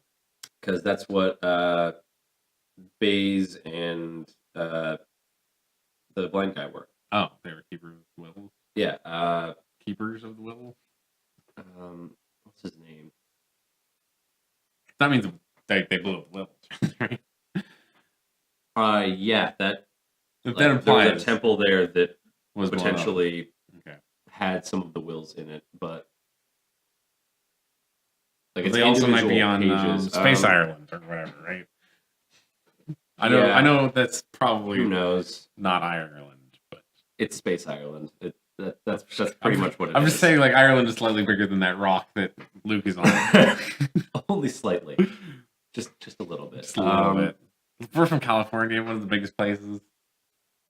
Yeah.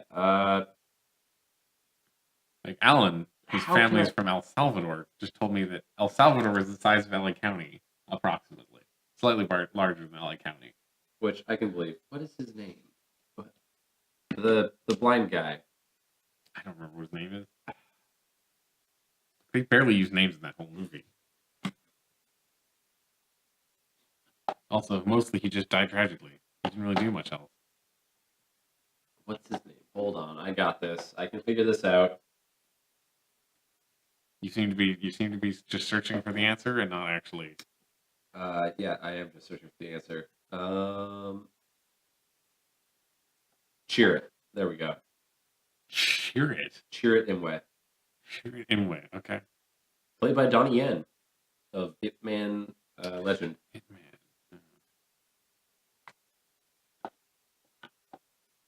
Okay, El Salvador is 2 LA counties. That seems more reasonable. Okay. I feel better about El Salvador now. LA County is just also ridiculously huge. It's big, but it's like, I don't know. I kind of know what the size of it is. I've lived here a long time.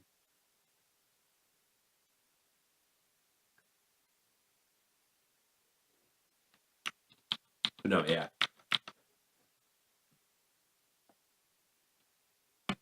Anyway.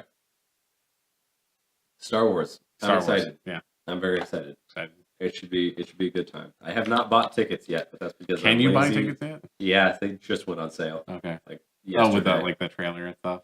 Yeah. I saw the last one at the Pantages, which is the Disney theater down on Hollywood, and I would not recommend that experience to you or anyone else who's a fan of Star Wars that lives in LA.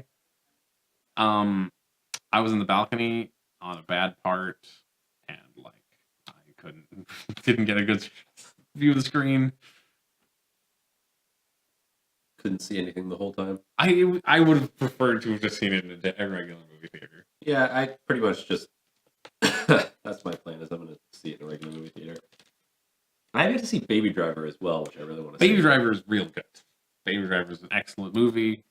I feel like it'll win an Oscar for something. I'm not sure what. Sound editing. It's not a drama. No, like a technical Oscar. One of the ones that matters. Everyone can win instead of like. No, not everyone Best can win. Picture. Not everyone can win a technical Oscar. Most of the technical Oscar every winners, genre. Yeah, that's true. Is what I meant by everyone. It's also kind of a drama. I mean, yeah. I doubt it'll be nominated for Best Picture, but probably not. It's going to be a bunch of dramas nominated for Best Picture. Probably.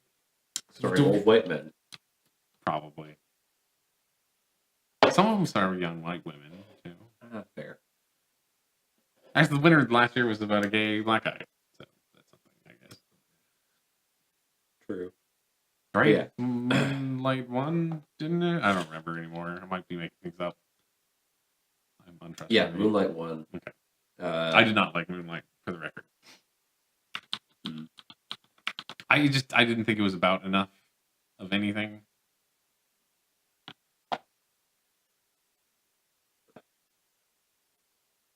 Yeah. Also, sorry I'm super nasally today, guys.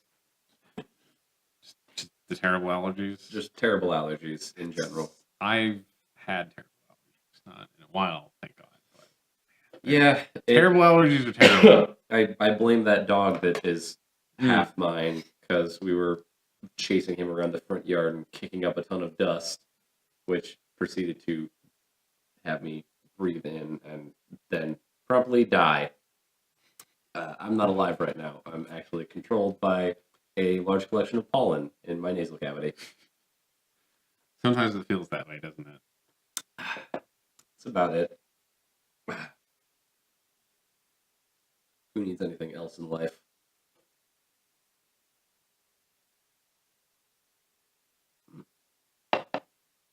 How's your Coca-Cola? My Vanilla? Vanilla Coca-Cola is delicious. We're not sponsored by Coca-Cola. Not yet. Oh, we just keep going. If you keep making satisfied enough Exactly.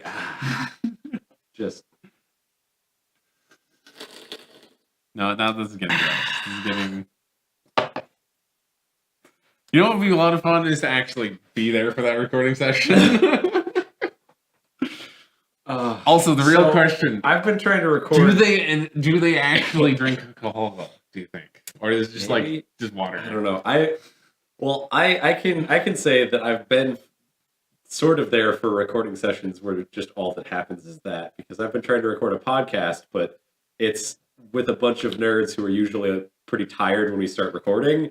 So the first 45 minutes of almost every recording is just us like eating chips into the microphone and like making noises and whispering. Oh yeah, that's so it's like, all right, this is about what I expected.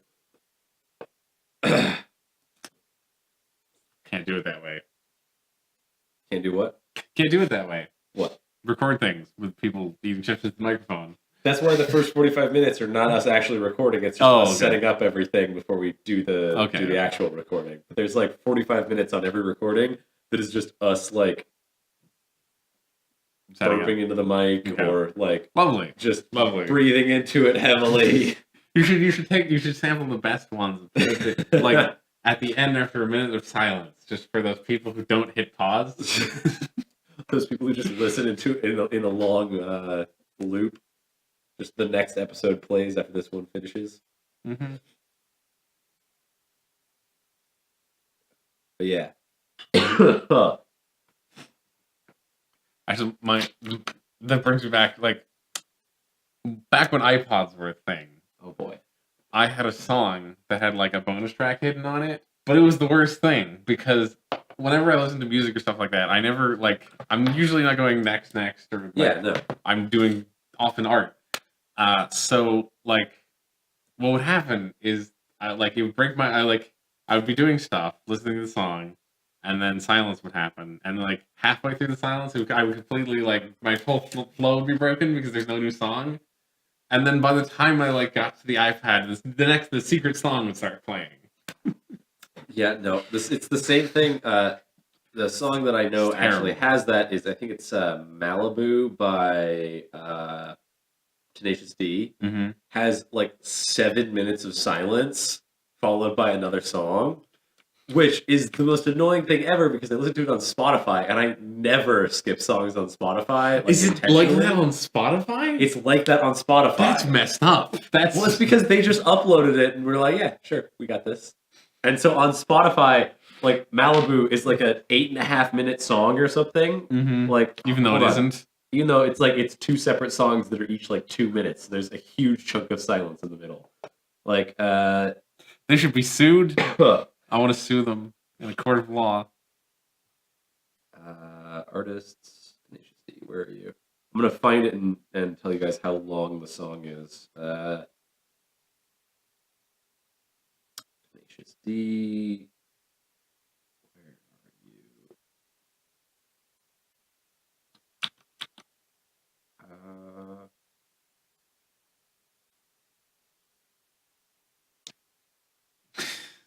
Tenacious D. Never listened to Tenacious D. Not. You've never listened to them? I don't really like metal, for starters. Half of their songs aren't even metal. So yeah, it's a 9-minute song that beyond I think. So yeah, hold on. Let's see.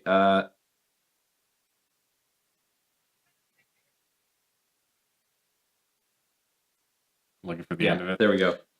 Okay, so how long? There's just like a ton of silence for about 4 minutes in the middle of that song. Can't believe it's uploaded to Spotify like that. That is not cool. That's not cool. Nah, but I love Tenacious D. Tenacious D is pretty fantastic. And even for people who are not fans of metal, half of their music is barely metal. Like half of it is very solidly metal, but Wonder Boy is pretty good.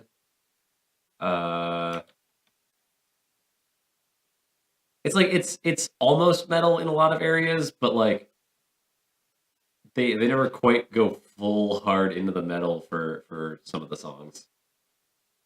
Okay, I mean a lot of people tell me things aren't metal, and they turn out to be metal. And I just It's there is definitely a lot of their songs that are straight up. No, what I mean is I'm not. This is not about you. No, I know. This is about other people who told me I tell them people aren't metal. Mastodon isn't metal, and then they play me metal, and I'm like, no, I don't like metal. This is not what I want to hear. No, yeah. They tend to have. I don't care. It's not heavy metal. It's still metal. It's a lot closer to rock. Okay. I would say than metal. I mean, he did make school rock. So. Yeah, they have clear metal influences for a lot of the songs, but it's definitely much closer to rock than metal. Okay, would be what I'd say. School Rock is a cool movie. School of Rock is a fantastic movie. School of Rock. Yeah. Now I feel like that one got lost somewhere. Like everyone forgot about School of Rock. Yeah, no, I've run into so many people who have never heard of it. And I'm like, how have you never heard of this fantastic movie? It's just the best. Just the best in every. Oh, a fun fact about Tenacious D. Like this being that you're drawing. It's a Dark Jedi. We're drawing. I'm kind of so I'm taking the process here is I'm taking this thing which we did before, and I'm trying to like refine the forms and make them slightly better. Yeah. As you can see, like this head, I think this is a better head crest shape. Yeah. I like made the eye a little bit smaller. No, yeah. A fun fact about Tenacious D: School of Rock is great. You are not wrong. You are 100% correct, Bombo. But no, a fun fact about Tenacious D, which is Jack Black's band, is all of the drum tracks are done by Dave Grohl. Dave Grohl is a famous drummer, right? Dave Grohl is the frontman for the Foo Fighters and was he's not a famous drummer. He's not a famous drummer. He's a famous musician in general.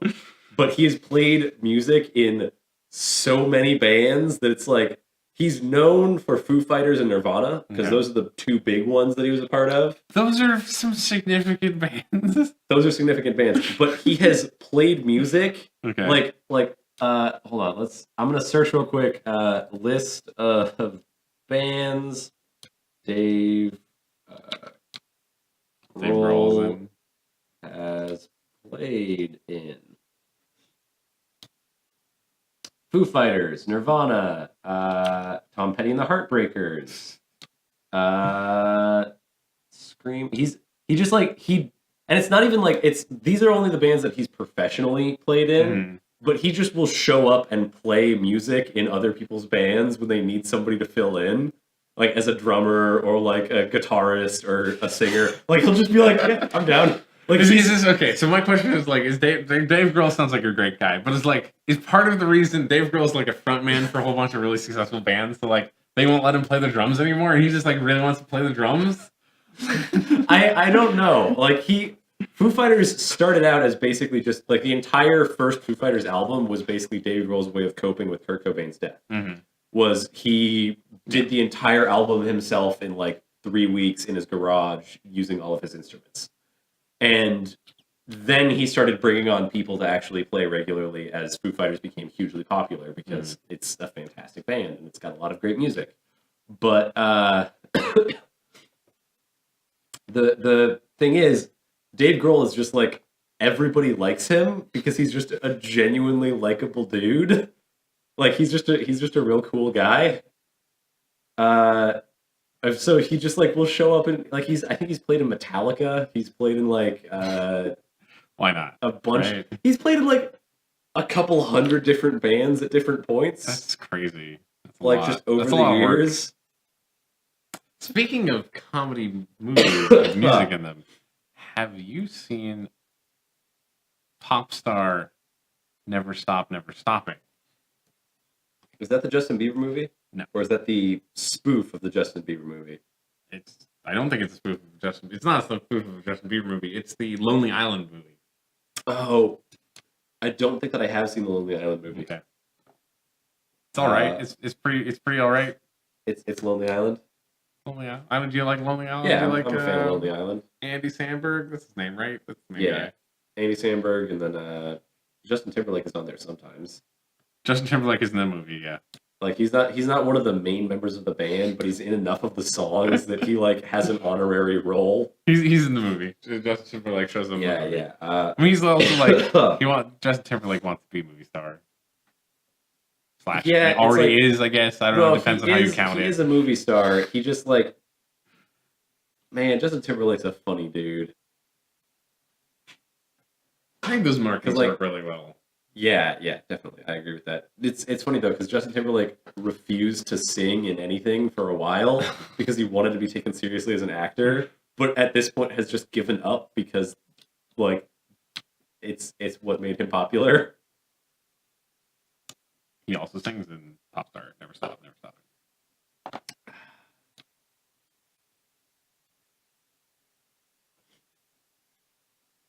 Brooklyn Nine-Nine is a good show. Brooklyn Nine-Nine is a really good show. It's back. Yeah, I've been watching. I have been watching. There's a new episode tonight, I guess. Right? But I missed a few of the episodes in between. Okay. So like I missed like the season before this and the season before that one. But I saw all of the other You seasons to catch should up. you should go watch some of the seasons. I have like 400 shows I'm in the middle of, and I'm trying to finish How do you right have now. this many shows you're in the middle of? I have I like zero watch shows. so many shows. Like And zero it's shows. old. I watch old shows. I watch new shows. I've got like I'm watching half of the shows that are currently. What's the best show you're currently watching? Then, Uh, because I should watch it. Because I. I mean, right now rewatching the original Star Trek, which is Okay. a great time with my girlfriend. No. We're watching Gifted, Gifted, which is the X-Men show that just came out. There's an X-Men show? Yeah, The Gifted. It's fantastic. It's not Inhumans. Inhumans sucks. I've been watching. I thought Inhumans was okay. I will confidently I have say a lot that of issues with Inhumans in is general. fine Because it's nothing to write home about. my biggest issue with the Inhumans is they're asking me to support a caste system and like the nobles who are keeping that caste system in place, and like I guess they subjugate so. anyone who isn't like magical enough into literal mines under the city. I want yes. I mean, None of the heroes they've are set that likable up. in it, They've is my set that. issue. They've set that up, but I want to hear Medusa. I haven't heard anyone's take on that besides the guy who's like, we should kill everyone, who's clearly also a bad guy. But no, yeah, The Gifted is it's a new series by Fox because Fox owns all the rights to X-Men. X-Men, Yeah. at least in Oh, there's a movies giant and X stuff. in the background. Okay. Yeah, and it's straight up X-Men, but it looks like Okay. they're doing Well, Legion was incredible. I'll give them that. Legion was awesome. Legion was awesome. Amazing. The Gifted basically is the first season so far feels a lot like the first season of Heroes. Okay. I Which mean, that's is which good. it should, because Yeah, Heroes was the X-Men TV show everyone wanted, exactly. and then it got And so garbage. it's got super the duper same garbage. it's got the same sort of it's got a couple of the same plot points a little bit in Okay. that You gotta save the cheerleader, save the world. not save the cheerleader, save the world, but the two like kids who are mutants, who are like the two Oh, like the main brothers. mutant characters, the brother and sister, are the children of a guy who works to put mutants in jail. Okay. And so he's like, fuck, now I've got to rescue my family because they're my family and I can't Right. I can't do that. Can't do that. So Can't I've got cross to get the them line. out of here, and like that happens. They've brought in a couple of old like X-Men characters, which are fantastic. That's like cool. they brought in So these are new characters. This is new characters. New. There are a everything? couple of new characters. We're not sure about the kids because they might be the Strucker course. twins. Sure, of course. Which- They might be. They might be a couple of. They might be characters. already existing characters. They might be new characters that just happen to share a name. They might be a completely new take on old characters. It's not really sure, and we're not really sure if we're ever going to know because it doesn't seem like it's too important. Mhm. But It'll be a thing they tease at the end of the season. potentially, yeah. But they brought in Blink, which is awesome, and they kept all of Blink's characteristics. And they've done. Know who Blink is. It's a mutant who could teleport Okay. and had like pointy ears and weird eyes. and Wait, stuff. what? A mutant can teleport with 20 years of weird eyes who's not named Kirk? No, it's not. It's not Kurt. Nightcrawler. it's not Nightcrawler. It's not Nightcrawler. Nightcrawler. But- That's because did Nightcrawler sue him for copyright infringement? No, Blink is a Is a lady. Blink is a Blink lady. is a lady. Aha! Blink is Lady Nightcrawler. That's all. Yeah, it's less of she can teleport. She can make portals Okay. that she can That's- step through. That's different. That's different. That's different. There's enough. also I'll give the them that. issue that she can't really teleport to anywhere she can't see because if she tries, she might just end up cutting whatever goes through the portal into a bunch of pieces. Nightcrawler sort of had that. Sometimes, I mean, not really. occasionally. It depended on what. And so the other nice thing, sorry, just to get back to why The Gifted. I'm really enjoying The Gifted, they've brought it back. So when Stan Lee first started doing X-Men, he was very involved in the civil rights movements in general and just that sort of thing. And the X-Men was all about regular people who then got mutant powers, like got superpowers. It wasn't a power fantasy. But when other people It's took a over, power well, fantasy. it's a little bit of power fantasy, but it was less focused on the powers themselves and people being superpowered. Right. And every mutant ability, when Stan Lee was in charge, also had a downside. Yeah, it was more about like. It was more about like the struggle of being somebody who has to deal with all of this. Yeah. As opposed to being like, I just have super cool powers because I'm a kid with superpowers now. I'm the coolest man. And everybody who fell in love with the power fantasy and then started writing for X-Men sort of changed the way that it worked. But So is that why there's less people with downsides? That's why there are less people with like major downsides to their powers, is because people who just bought into the power fantasy took over. Now, I mean, that brings up like my favorite thing from that came out of the first X-Men movie is just this, like, it's just a screenshot of a Tumblr conversation, and it's like Storm talking to Rogue. Doing the Storm doing the civil rights metaphor. It's like Rogue being like, "Wait, you say there's a cure?" Yeah, and then Storm is like, "What? There's no problem." You know that Storm's like, you don't have to There's cure a cure, us. says the girl who kills everything she touches. You don't need a cure. You're perfect just the way you are. Who says the lady who can control clouds and fly and is a literal goddess. But no, yeah, it's like. But the thing is, that's what Storm's life is a little bit better than Rogue's. A lot better. But no, that's what happened is that people bought into the whole power fantasy thing. And what happened with Inhumans is that there was a point where Marvel thought they were going to lose the rights to literally everything. Is that why the Inhumans? And so Inhumans got created, and they were like, we want to do mutants, but better. And so they they took out all of the setbacks that mutants have. Okay. And we're just like, nah, they've got superpowers with no setbacks. No, the Inhumans in the show, the Inhumans have setbacks. Yes. That might be a new thing. But that's originally Inhumans were just like, nah, they're just superpowered and they don't really have any issues, and they're on the moon and they're all kind of assholes. On the moon? Like, that's pretty much what Inhumans was. Now, that's the weirdest part of the whole show, is that and by the way, we're on the moon. Yeah, so that's one of the things that feels really good about the new Gifted show, is that they've brought it back to the sort of, it's not like kids who are born with superpowers and are all like, we've got a power, like we've got this whole power trip. It's much more like, well, fuck, now I have to deal with these crappy powers, and they all have setbacks, and it's all like a big issue, because they brought in a new guy called Eclipse, who's got just like laser heat powers. Okay. He's not it's not Cyclops. Not Cyclops. He uses his hands for it. Okay. But he can he's actually shown like using his hands to like do what you can basically do with a plasma cutter at one point, of just like cutting through some cinder blocks. He does that sort of thing, but he can very easily burn people who he's close to. There's Blink, who obviously has she can't really teleport anywhere she can't see, and if she tries to, she might just cut the shit out of whatever goes through. That's not really.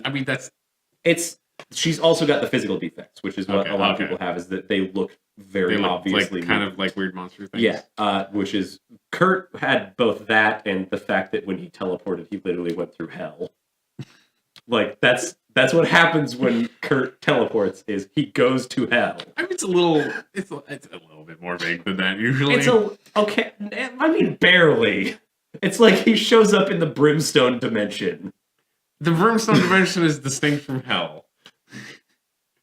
All right, I'll give you that it's distinct from hell. If you use the Brimstone dimension, you can use the non-profit. He goes through a hell. A hell, okay. It's a hell, not the hell. Like later, he comes back and like turns into like demons come out of it and stuff. Yeah. But like, I just remembered at one point they fixed it where he no longer has to go through hell, but he just keeps showing up wherever Apocalypse is. And this is after Apocalypse has decided to stop being a bad guy and is just sort of like chilling. So Kurt just shows up in front of the TV, and Apocalypse is just like, move. But Kirk's only there for like 10 seconds. Yeah, it's like 3 seconds, and then disappears. But it's like that just happened for some reason at one point. That sounds pretty great. Yeah, there's a lot of funny, weird stuff that has happened with Kurt.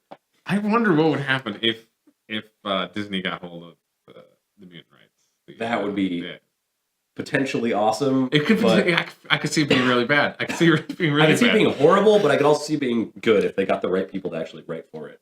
Because the issue is you do have that stark like divide between the people who have the power fantasy writing mutants, which just ends up with stuff where it's like, oh, there's like no real setbacks, and it's kind of just like, yeah, you can do whatever you want, and people have fun, and there's like, cool, you've got superpowers, and then there's the people who are very into like it's a struggle to have to live like this because, you've got, like Wolverine has like, he's immortal, and cannot die. Wolverine's pretty awesome all the time and has no problems. But think about this. Wolverine has to feel all of the pain from anything that happens to him. Yeah, but he cannot die, which means he has to watch every single person he's ever loved age and die. We don't know he cannot die. He gets old a lot. Wolverine has been hucked into the sun and regenerated from that. I'm saying there's not consistency on there's not consistency. Yes, Wolverine. That is traditionally Wolverine's setback, though, is that he has to feel all of the pain. Yeah, but he has immediate regeneration, but he has to feel all the pain. That's what traditionally I am Wolverine's saying setback. with that as a superpower is that I have to feel all the pain, but at the same time, no one cuts me in half on a daily basis. So it's I'm just saying some of it is his fault. Some percentage of the pain he feels is his fault because of the life choices he has chosen to make. But that's part of the thing, is that because he is a mutant, these are the life choices that he has to make. I guess otherwise, so. bad shit happens. So I'm saying he could watch more TV and get cut in half slightly less. That's all. All right, I'll concede that. But you've got that's why I'm really excited for The Gifted, is that The Gifted has done a really good job of having. Did it just start up just recently, on episode 3 or 4 or something? I think that episode 2 comes out tonight. Okay, so really just starting. It's premiere season, right? Yeah, or we're just starting the fall season of TV right now. Might be slightly past premiere season right now. The last 2 weeks were premiere season. Because it's Star Trek. Yeah. I saw episode 2. I still haven't seen episode 1. But part 1, we discussed the last time that Star Trek Discovery came out, and it's a 2-parter, and I managed to watch the second part. I still have not rectified my mistake. I just watched episode 3. Okay, yeah. Everything that I've heard is that episode 3 is really episode 1. It feels a lot more Star Trek. It feels a lot more Star Trek. It also, what I've heard is that episode 3, for some reason, has a random fucking tribble in a scene. It does. It's super dramatic, but you just keep hearing a tribble but can't see it until the end of the scene. Yeah. I noticed at the beginning I noticed the sound effect. I was like, that's weird. And then later they have an establishing shot, and that's when I'm like, wait, is that a tribble? That's gotta be a tribble. That's a tribble right there. Tribble. No, yeah. But no, so there's the thing with Star Trek Discovery, if you've seen the pilot, which you have, is that Star Trek Discovery has a ship in it called the Discovery, which, hey, that's why the show's called Star Trek Discovery. It's about Discovery. That's how Star Trek Discovery doesn't show up until episode 3. It does not show up until. But now there's the ship, and there's a captain, because there wasn't quite a captain before. Yeah. And there's some other members of the crew. So, there's the things you expect in Star Trek. And from what I've heard, it's also, the acting is all pretty on point, because everyone reacts to what's-her-name. Why the hell is she still on the ship? She literally tried to mutiny. Oh yeah. If you want to get into the spoilers of she's more of a protagonist. Even she's it's why? It's actually kind of an interesting thing, because usually the captain is the protagonist. Really. Yeah, usually the captain is the protagonist. That is and she's definitely not the captain. Yeah. Because she's a mutineer and everyone hates her. Except the captain, who thinks he wants to have her on the ship for some reason. I don't know really. Yeah. He's an interesting guy, I guess. It seems like it could be a good show. It seems to be a fine show at this point. I was ambivalent. The swoopies. He looks a little less threatening with them, and I think and they would be the wrong shape. I'm using the wrong shape language. I like this. I like this refinement of that. I think. Yeah. I got away from a little bit away from the lizard person, which I kind of wanted to do. Yeah. Well, it's still there's lizard person there. There's definitely lizard person there, but we got away a little bit from lizard person. It's not just space lizard. Because I feel like it's not a humanoid gecko. Yeah, I feel like that's the thing with spikes. That's one of the things with Star Wars aliens, is that they're space animals often. The Mon calamari are space calamari, but they're 2 steps removed. Yeah. So we're a little further. The Trommerfan are space bat people. They're also the Duros are space aliens. The Duros are space. Literally. Yeah, but that's fine. But yeah, so the second episode it looks like the second episode aired a few days ago or something. Saturday. According to this, it airs Saturday, October 14th, but the first episode is already out. sometimes there's weird. So I think this might be off. It also could be like when it This says starts it airs on the streaming or 15th, something. It doesn't matter. 16th. Oh, this is a terrible naming convention. Yeah, I'm not a fan of the naming convention. I would So agree. like the way he's on IMDb and the way these episodes are named. So the first one is called Exposed, But the X is capitalized and everything else is lowercase. and the E is not. And then the next one is called RX, and the R is flow, and then the next one is Exodus. Yeah, you get the idea. Yeah. Current episode is RX, which aired, according to this, on the 9th. Okay. So yesterday. Yes. Cool. Monday. So, yeah. I'm probably watching that when I get home. Cool. Because the second episode is bound to be pretty good. But yeah. I'm watching They also that brought... because I need to get Overwatch loot boxes. Thunderbird? Thunderbird. The hell is Thunderbird? I think that's the name of the mutant. Okay. I thought you were talking about a new. They're bringing back the TV show Thunderbird.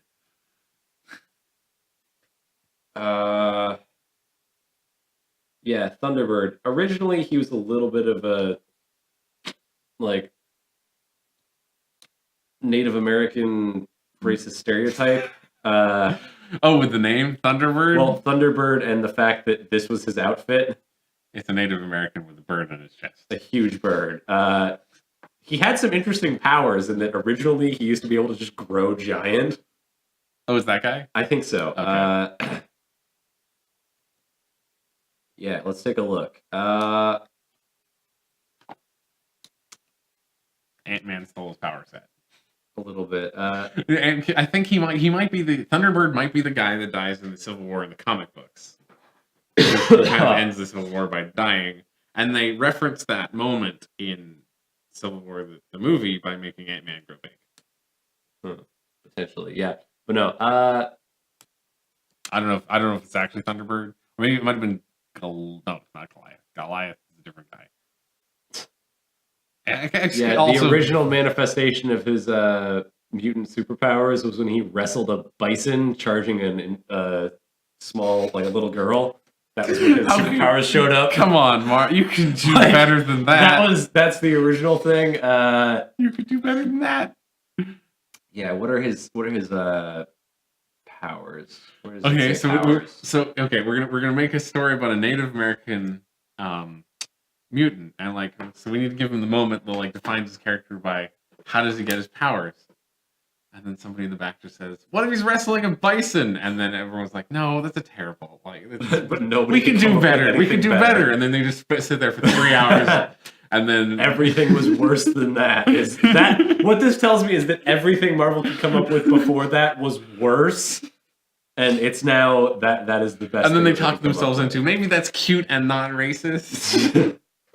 But yeah, Thunderbird had superhuman strength, superhuman stamina, superhuman dense tissue, superhuman durability, and superhuman respiration. Superhuman respiration. That just means you can hold your breath for a long time. I would like to. A thing I appreciate about the movies that the comics ignore is the fact that you can just everyone's kind of a little superpowered in the movies and it's fine. They don't need to be like, I am the best at breathing. That is my power. I have a breathing power. I will breathe right now. My favorite thing about the X-Men movies is the storm line. You know what happens to a toad when it's struck by lightning? The same thing that happens to everything else, and then boom! Because what that entails is that originally there was a line, there were a lot of lines about that I think Toad had about what happens to toads in whatever situations. Right. But all of those got cut except for Storm's line. The thing is, it's just it's so great because it's all of these lines were cut. We don't need to cut that one. We can feel leave like that in. one still works. Well, it's just so out of the blue for her to say it, where it's just that's not even a good one-liner. That's just sort of a it's a weird thing okay, to say. you just electrocuted a man. Great. Oh, all right. Yeah. Sure. Has anyone done a real subversion of the one-liner? Because I kind of would love to see a that. What? A real subversion of the one-liner. Where I think I've seen it in Family Guy and a few other as in skits, where you just this man has murdered somebody in a horrendous way, and then he just says a not very funny, pithy thing at the body. Well, it's which is like deeply horrifying in a weird way. If a villain did it. Can I just point out all of CSI Miami? Every episode. Did you just see the episode of Last Week Tonight about forensic science? Oh yeah, because they did that skit so well. It was so fantastic. Everybody's like, "No, that's not how it." Did you take a bite of the bite mark sandwich? No, the best part was just the original where he does the yeah joke over the body, and then like 4 people at the scene are just like, "Dude, it's deeply insensitive." That's the family is right there. No, yeah, that's such a great bit. That's a good one. But yeah, I want to see that for 51-liners in action movies. In an action movie. Did you hear that Bruce Willis checked himself out of rehab for like on his own? I mean, you know what they say about old habits. They die hard. Yeah. I kind of fucked up the delivery on that one a little bit. A little bit, but I still got the point across. I got there. But no, yeah. I'm excited to see where they're going with the rest of Gifted because it's looking good so far. Yeah.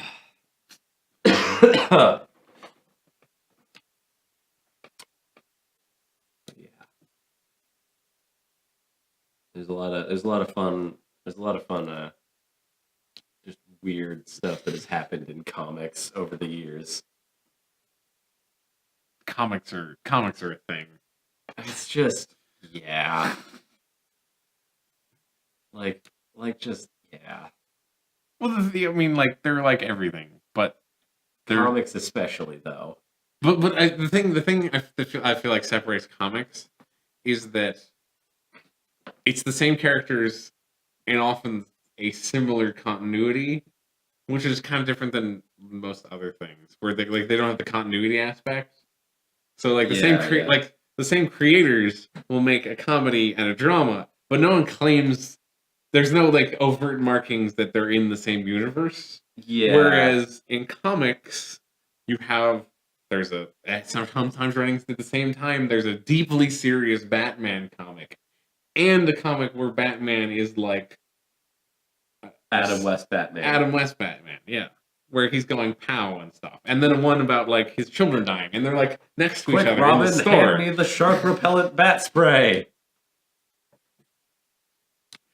Yes, and there's it like that's the thing that makes comics extra weird, as also their history. Because at one point somebody thought that was a good idea in a serious plot line, possibly. Yeah. And then Batman has several children with several different people. I think possibly only one child, but I mean the most prominent child that Batman has is probably Damien Dark. Yeah. Just because that's the one that most people know about. Which is dumb, also. It's also dumb. Also very dumb, yes. Damien Dark is his child with Talia al Ghul. Who's Ra's al Ghul's daughter, right? They literally just did not even try to cover it up at all. That they couldn't get the rights for Batman, and so they used Green Arrow instead with the Arrow TV show. It became more Green Arrow after a certain point. Well, it started out pretty Green Arrow. The island stuff all of that they stuff. had they had a season of Batman, and then they had kind of 2 seasons. Maybe it was of 2 Batman. seasons. Maybe it was 2 seasons. Season 1 was very much all right. Yeah, this is Green Arrow. I mean, he's still clearly dealing with the trauma, and they're trying to make it a little bit more serious. So he's not going to be jokey Oliver Queen just yet. And then it just sort of got worse and worse, and it was oh, okay. So now it's just. I don't remember what at one point was. This was shortly before I stopped watching it. I think they've overtly dialed back the grimdarkness and the murder that he was committing. It's around when Flash shows up. I'm pretty sure, or really? Because I thought no, it's around when Supergirl shows up. I thought it was earlier that it was super Batman-y, because the first season was super Batman-y. Arrow has Maybe I guess he could become Batman again and then well, stop. they're on to the 6th season right now. Okay. So the first 2 seasons were very they were pretty Oliver Queen because they had. But they were very, very dark. Which is they not were very, really, very dark Oliver Queen. Yes, which is not really. But it still followed plot lines that Oliver Queen would traditionally do. Sure. Okay. They had him dealing with people in Star City who were just trying to cause chaos. They had them dealing with Malcolm Merlyn. They had all of that stuff. Then it was just like, all right, well, we've finished with Malcolm Merlyn. Let's just bring in the fucking League of Shadows. And it turns out that in the 5 years Oliver Queen was gone, only 6 months of it was spent on the island. The rest of the time he was going around the world as an assassin and training with the League of Shadows. I forgot. Because they literally were just no, yeah, Oliver had several chances to leave all of this stuff. And they never, I don't know that they even explained, he left the island, he went back to the island, he left the island again, he got trapped in the League of Shadows. I'm pretty sure he was on the island for most of it still. It was just well, it was in the first season you're told and everyone believes that the island is a island. It's the island is an island where he just was trapped for 5 years. And not a secret military base. But it's a secret military base for Argus, and the League of Shadows has an installment there, and there's a bunch of bad shit that's happening. But in season 1 and season 2, it was vaguely believable Oliver Queen stuff. Then season 3 and season 4 were the most Batman thing I've ever seen, because it was yes, he has a relationship with Talia al Ghul. He has to kill Ra's al Ghul. He was trained by the League of Shadows. He's just literally Batman. Batman wasn't always trained by the League of Shadows. Well, he wasn't, but that's the go-to Batman thing now. It's not just I'm a rich guy who has a lot of money and is a genius. It's he was trained by. Okay, as much as I love the Christopher Nolan Batman movies, they're quality movies for the most part, I hate what they have done to the comic universes in general. Because everyone is now the most gritty, grimdark hero. Oh, yeah. Everyone, they've moved away from the fantastical side for a lot of the characters. It's kind of... Well, that was the Nolan-verse was we're getting rid of magic. Magic's gone. The Nolan-verse was just straight up, no magic. It's just a rich guy who had a lot of money. Well, because Batman's not magic, but Batman often fought magic people. Yeah, he often literally fought magic people, which is... Ra's al Ghul is literally magic. Ra's al Ghul literally has been alive for 500. What I'm saying is 5,000 years. He's magic. He's got magic. He's done multiple kinds of magic. It's not just his magical pit, which sometimes is science the Lazarus pit. Yeah, but that's the most magic thing that Ra's al Ghul usually does. Is he can come back to life with his magical pit, which is sometimes magic. Back to life as well. Sometimes it's super science. So, but he's also magic. Science and magic are basically the same thing in comics at this point. Especially DC. Especially DC. But yeah, there's just and Marvel, I guess. Especially it's just a little over the top and ridiculous with everything that I as much as I love those the Christopher Nolan Batman movies, it just is really I'm sad that about what it has done to Batman as a character and most other DC and Marvel heroes. It's weird because the DC movies are nothing. I mean, the Marvel movies are nothing like that. Well, the Marvel movies are nothing like that because the Marvel movies are their own thing. They're the Fast and Furious of comic book movies. They're not. They're arguably bad movies for the most part. They're not. But are really fun to watch. They're arguably pretty good movies for the most part. They appeal to the lowest common denominator. That's fine though. That I agree. That's fine. What I mean is they're well written and well directed usually. Usually, for the most part, I'd agree with well directed. I don't know about well written because there's some major issues in some of them. They're better written than I would say they're better written than most of the Nolan movies, honestly. Okay, I can agree with that though. The Nolan movies are great from a cinematic standpoint and are enjoyable movies to watch, but they're not very well written. But yeah, I'm really just sad and disappointed at what has happened to a lot of characters now because of the Nolan Batman movies, because we see characters, and this is one of the biggest issues I had with Danny Rand as a character, is in the Iron Fist show on Netflix, is that he severely was Nolan Nolanverse. Was he though? Yeah, because I mean, he was just like cute Batman, which I think was a bad decision. Well, yeah, because Danny Rand is supposed to be like martial arts Spider-Man. He's supposed to be like a jokey dude who's like shooting out quips as he punches a man through a wall. They tried to do that, but they leaned too hard into the like, I've got emotional daddy issues and I'm a rich boy. Like, instead of leaning into the I'm an outsider everywhere and like I am like they didn't lean hard enough into the I'm an outsider and lean too hard into the I've got rich boy daddy issues. Okay. They also went like they did a weird decision too, because he wasn't grounded like Spider-Man is. Yeah. Because like Homecoming, Spider-Man. I still haven't seen Spider-Man Homecoming. You should see it. It's on my list. I'm planning. Me and my girlfriend are probably gonna go see it. This is not a spoiler because you know who Spider-Man is. Well, yeah, he's a high schooler. Unless like the thing that defines him most is he's a high school student. And if he's like a broke, hungry high school student who just like does not have the money to do most of the tech stuff he wants to do. That's not really a plot point in the. Yeah, but it's like that's it doesn't even matter. It's the thing is that he is a high school student. Yeah, everyone can relate to a high school student. I was a high school student. You were a high school student. The vast majority of people were a high school student or knew a high school student at the very least. But yeah, but Danny Rand is the least relatable because not only is he a billionaire who's been pampered, like comes back and is pampered, he was also a monk and literally punched a dragon to gain superpowers in this weird cult that they never really explain.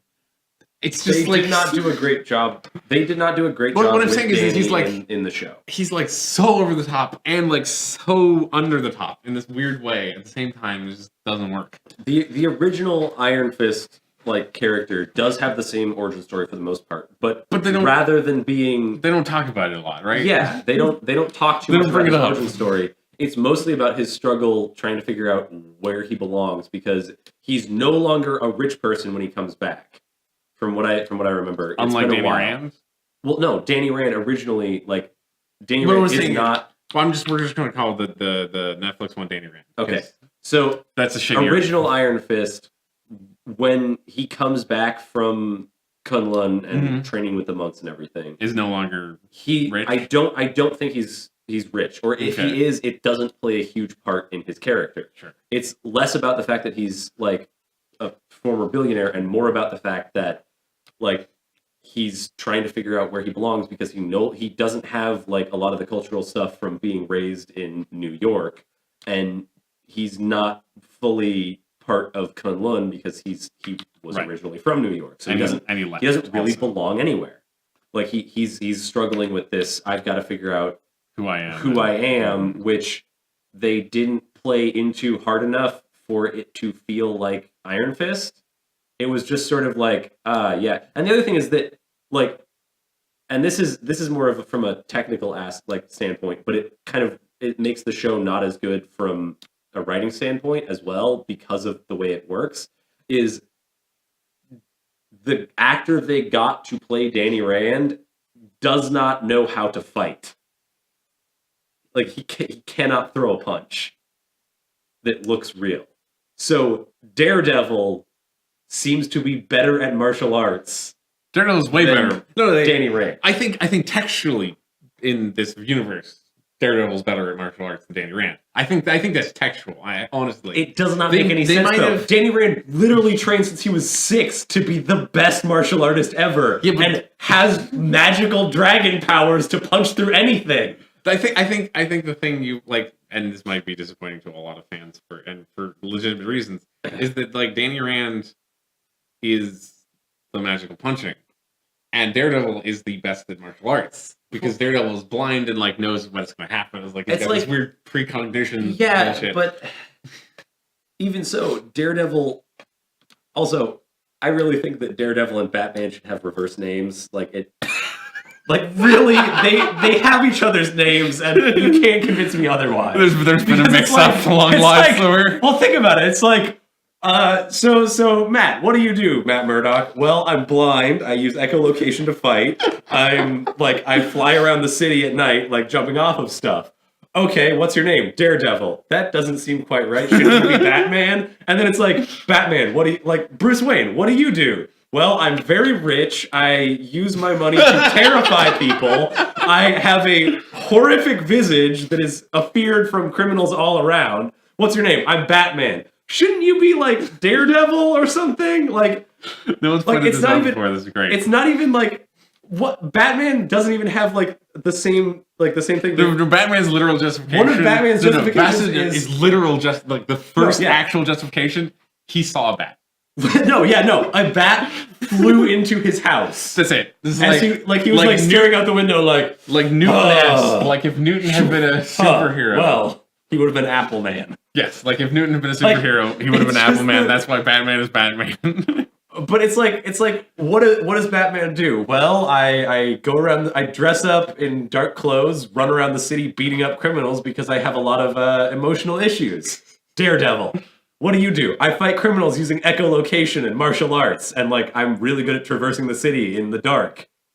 Batman. Like that works. They should have reverse names, right? Yeah. Like that's been one of my like running complaints with those two characters. Is it's like it's too late now. You guys, come on, guys. It should be the other way around. Too late now. But yeah, like I'm just a little upset that they did not get somebody who at least knew how to throw a punch, because he's supposed to be competent at martial arts and he does not look like it. He's like it's a legitimate problem with the show. I just think actually textually they decided that but what's his face? Daredevil is actually better. I would still be okay with that if he could throw a punch properly and they did not have to like constantly sub out his like double for somebody who could actually fight. I mean, I heard other things that, which is I agree with, which makes no sense why they didn't do this. Is that like so? I don't think the actor that plays Daredevil is that great at throwing a punch either. No, but because of his costume, he can always just throw somebody in who looks because he's got a costume. Yeah. Why doesn't Danny Rand have a costume? Well, do you know what Iron Fist originally looks like? He looks like what Daredevil looks like often is the thing. That's the actual problem is that Daredevil like puts his scarf over his face. Yeah, and that's like, look, it's Danny Rand's mask. Like even down to like he's like one part Doctor Strange, one part Daredevil, one part green spandex. His costume, the Iron Fist costume is a train. It's a train wreck. It's all over the place. It doesn't make any sense. For those of you who are wondering what the Iron Fist costume looks like, I'm sure you've seen it and you've probably seen it, but it's just that. It's not good. Like in a list of top 10 shittest superhero costumes, it's got to make the list. Yeah, it's one of the worst costumes. That's kind of a cool version right here. I don't know if that's a real right one. Here. That one? No, that's actually one of the costumes. The tracksuit version. I like because it doesn't have tracksuit version is a lot better. Full V-neck. It does not have the like almost illegal because it's so deep V-neck. The nearly to pubes V-neck. This is actually one of the better Danny Rand costumes, okay. But it's the one with Luke Cage where Luke Cage didn't have the ridiculous Power Man costume. It's the Luke Cage that is now Luke Cage. Yeah, because sometimes he wears a yellow shirt to remind everyone that it's like he's Luke Cage. This is the original Power Man costume had him having a circlet, bracers, and a literal chain belt. He wore that. In Luke Cage when he breaks out of the prison, he's got the gauntlets and the thing, and he pulls on the blue pants and the yellow shirt, looks at himself in the mirror, pulls off the hat, and is like, nah. Which is a great nod to the original costume. It's just like. Because the original costume is terrible. The original costume is terrible because he also has the almost illegal there's so many things. DP. There's so many things I respect about the decisions they've made in the Marvel universe, where like there's no secret identities. Yeah. There's no costumes really. Most of the time, well, even the only person who really does have a secret identity is Spider-Man does, but that's like it's fundamental to Spider-Man's character. I feel like in the same way it's fundamental to Batman's character. Batman should have a secret. identity. Well, I mean. Even just in the shows, the only person in the shows who has a secret identity is Matt Murdock. Right. And that's like a huge issue for him because he's like, fuck, all of this is falling apart and I can't be two people at once. But it's also like only partially a deal. Like, it's only partially a deal. The real thing with the secret identity is that it's so his friend doesn't find out. Yeah, I feel like a large part of the secret identity it's is like for Foggy. 90% so Foggy doesn't find out, and then Foggy finds out, and it's like, I really have to, like, I am very disappointed in how Matt treats Foggy through the entire show. Matt is a dick. That is a textbook case of an abusive relationship right there.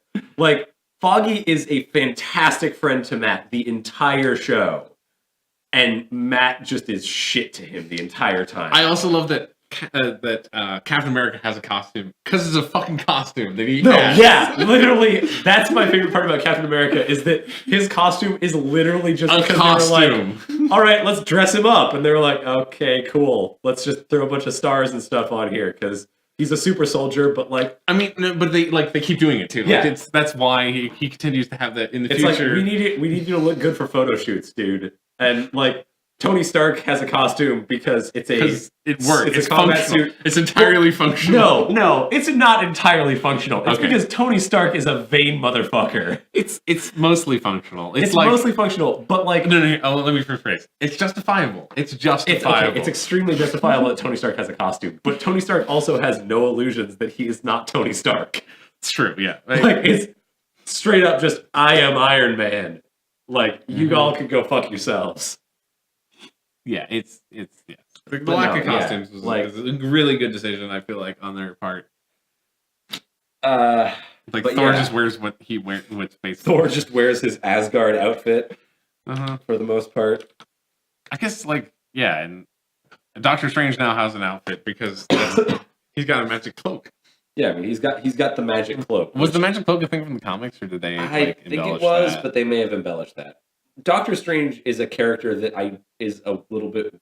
So is he outside your wheelhouse? He's a little outside my wheelhouse, but he's also a little bit weird in general because he's like a god character for the most part because he literally just has control of the entire universe in some places. But yeah, I'm so excited for that movie coming out. What soon? The Thor movie. He's supposedly in it. Ragnarok. Ragnarok. I'm excited for Ragnarok as well because I love the 90s future theme. Like the 90s cyberpunk is what it really feels like. Like the 90s I guess less of cyberpunk, more of like future punk because everything's neon. They're playing fucking the Immigrant Song. Like it's so good. I love everything about the trailer. But no, that was a really good trailer. Yes. It was a fantastic trailer. Right down to Thor shouting "Yes" when he sees Hulk. That's fantastic. I'm just saying, it's a fundamentally good trailer. It flowed well. It also came out the same day as a DC. What is it? Legal Justice League. A Justice League trailer. Yeah. The Justice League trailer was not great. It was just contrast because I watched because I was excited for Thor because I would argue in the director and stuff in the Christopher Nolan Batman ruining a lot of heroes. I think that sort of the same thing has happened a little bit with Tony Stark. In that, Tony Stark is now it's what's his face? It's the actor now. It's straight up it's straight up Robert Downey Jr. But also Tony Stark behaved a lot like Robert Downey Jr. before Robert Downey Jr. played him. What I personally feel like is that Iron Man is now the Marvel movie Iron Man. It's the movie Iron Man. He completely destroyed the original comic character. The original comic character of Iron Man is it was based on that. They're they're close. They're close. They're definitely close, but there is a stark separation between original comics Iron Man and Tony, the Robert Downey Jr. Robert Downey Jr. Now, I feel like that has part of an issue because every single Marvel hero feels a little bit like they're trying to recapture that sort of I'm cocky and a little bit of an asshole, but you love me thing. Peter Quill feels exactly like that. Doctor Strange even feels a little bit like that because he's an asshole, but he's redeemable and he's got a cool. You're missing one red thing, color. though. What? You're missing one fundamental thing. Yes. Name an action movie where the protagonist is not that. Fair, but it's still no, it's a problem. Hero-wise, a lot of them had a little bit more uniqueness before Tony Stark came along, and now all of them are very similar. I feel like Peter Quill is pretty different. Peter Quill is what Tony Stark wishes he was. No, I feel like Peter Quill is what Tony Stark probably was 10 years ago. Yeah. And Tony Stark in his 20s is Peter Quill.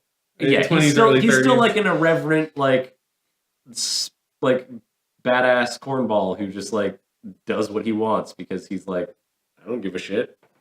I also feel like there's character complexity which makes them different. Like, Peter Quill is, I think, more caring than Iron Man ever will be. Peter Quill is a character that Tony Stark created for a space RPG.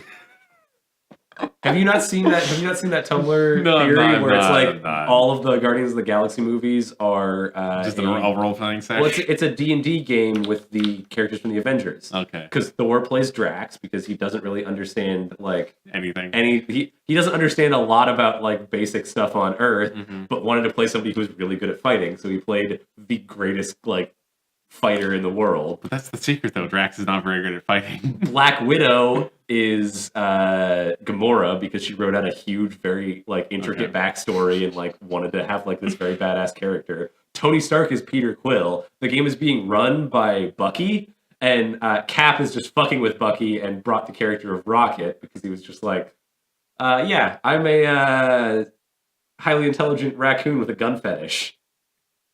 And then see, this is where the theory falls apart. Captain America could not pull off. That is the biggest issue with it. Captain America, like, if you really, you just fix the theory. You just say Groot is Captain America. So their theory for that is that the person who's playing Groot is Bruce Banner because they got him to play, but he's not really paying any attention. He's just doing anything else. So whenever they ask him about anything, he just says, "I'm Groot."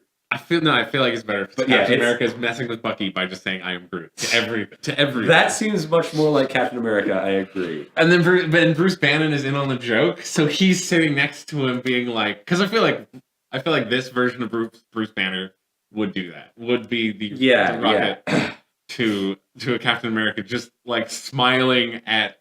Just every time he says "I am Groot," just staring at Bucky, just dead in the eyes. I like that. I like that switcheroo. I feel like it fixes it though entirely. And Hawkeye isn't there because he's off with his wife. Because Hawkeye gave Hawkeye a wife. For some reason. No. Because Hawkeye has a life. Because Hawkeye doesn't want to be a superhero.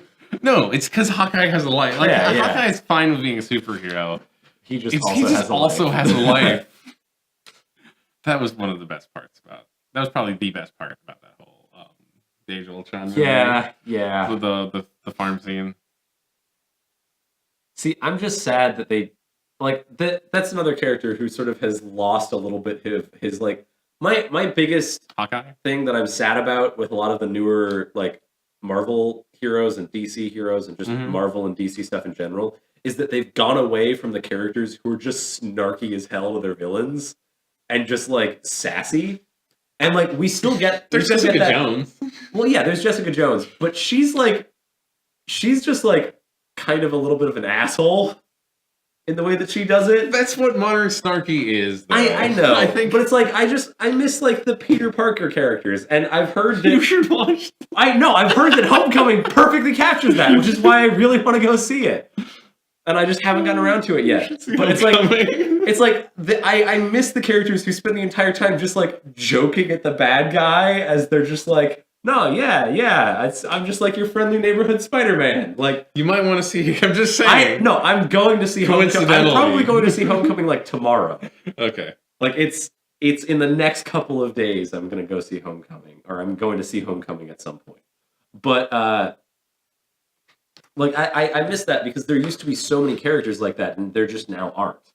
Like it's now just like I think part of the problem is you can't have two of those characters in the same movie. Well, yeah, but and if you want to do it's like there isn't really one of those characters. There's also that kind of villain. Yeah, I know. To some extent, Loki is that.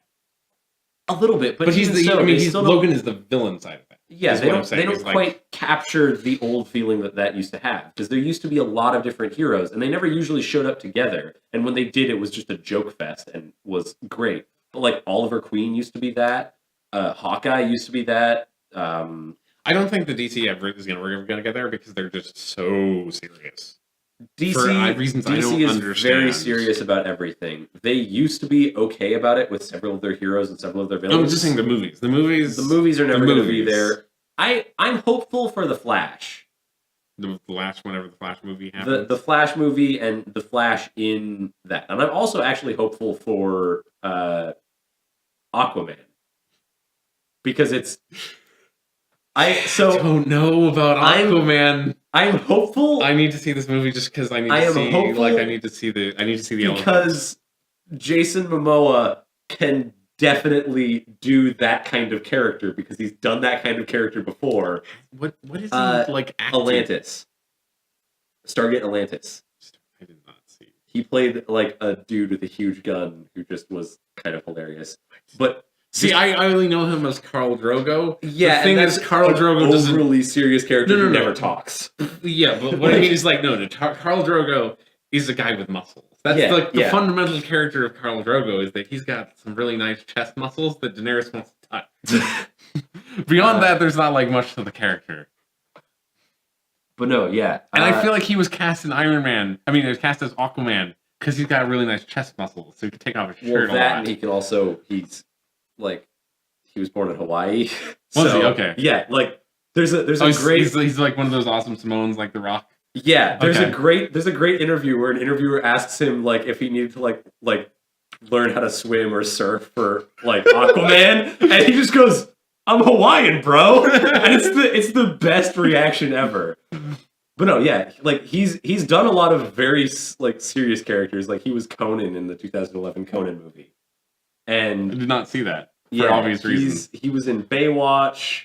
Okay, original Baywatch with the remake of Baywatch with The Rock. Or no, yeah, he was in original Baywatch. Yeah. That's original Baywatch. Yeah, hold on, let me pull up. I did not really. Was he a kid? Was he a really buff child? Just wait till you see what he looks like in Baywatch, because he child. Does not have the beard or the flowing hair. He looks completely different. Like this is here. I'm gonna show you that's the one to show people. This is the image. It's a picture of him from Baywatch and him from Aquaman. It is not the same person. He's not wearing way too much eye makeup. Yeah, he's not wearing way too much eye makeup, and he's not like the most ripped man you've ever seen. He's just nicely muscular. Well, it's like he's got a little bit of abs, but he doesn't have like the I haven't drunk water for the last 6 days, so I look super toned abs. Like he's got like a 12-pack. As like Khal Drogo and stuff, but as just like original Baywatch him, he's just like, I got like a stomach, not just muscles. But yeah, he was in the original Baywatch, which is fantastic. He was in Stargate Atlantis. He was in Frontier, which is a show that is apparently okay. It's a show that's apparently okay, you guys. Yeah, no. Go on and watch it. I made mistakes. He's been in a lot of interesting stuff. But I need to rewatch Stargate Atlantis because I watched some of the episodes. His character is a fun character. I just don't remember who I watched a few. I don't know. There's a lot of Stargate Atlantis. I watched a bit of it. There's what? I feel like there's like 78 episodes, but I feel like there's like 6 has seasons. 99 episodes. Okay. There's 5 seasons of Stargate Atlantis. Okay, sorry. 2004 to 2009. But no, yeah, Baywatch was actually his first acting anything. Okay. He got his break in Baywatch. He's played characters named Jason like a lot. Like in Baywatch, he played a character named Jason Iona. Does that just mean like some casting directors look at him and go like, he's a Jason? I mean, I guess. I feel like Jason has abs, so I understand why. But no, like Jason has abs. Having seen interviews with him, I'm hopeful that he's going to play the more like silly Aquaman as opposed to like the overly serious thing is, like, Aquaman. He may not have a choice. Well, no, I know he may not have a choice, but having hired him and like one of my favorite things that I've seen. What I'm saying is, I feel like he was hired because of Khal Drogo. I agree that he was probably hired because of Khal Drogo and Baywatch. And Baywatch? Those two. I think it was both of those. Okay. Possibly Stargate Atlantis. I didn't even know he was in Baywatch. I think he was hired because of those 3 things, and because he's shown that he can act pretty well in what he's been in. But there's a series of photos with him and Henry Cavill that just perfectly encapsulates why I love Jason Momoa as a person, which is they're at some award show, and Henry Cavill is doing his usual, I'm in a suit and look, I've got my chiseled jawline. But Jason Momoa is dressed like a punk rocker teenager, in that he's got like just a sort of ratty looking black tee, skinny jeans, a chain wallet, and combat boots. And like he sees Henry Cavill, sneaks up behind him and grabs him in a huge hug from behind. Mm-hmm. And hold on. I believe that he's a lovely man. I have no problem with him. I just like Wonder Woman was deeply serious.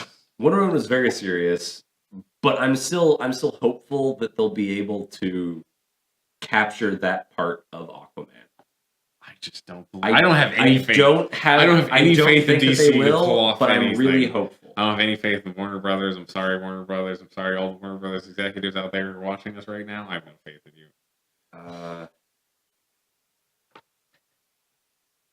Here we go. Just this image.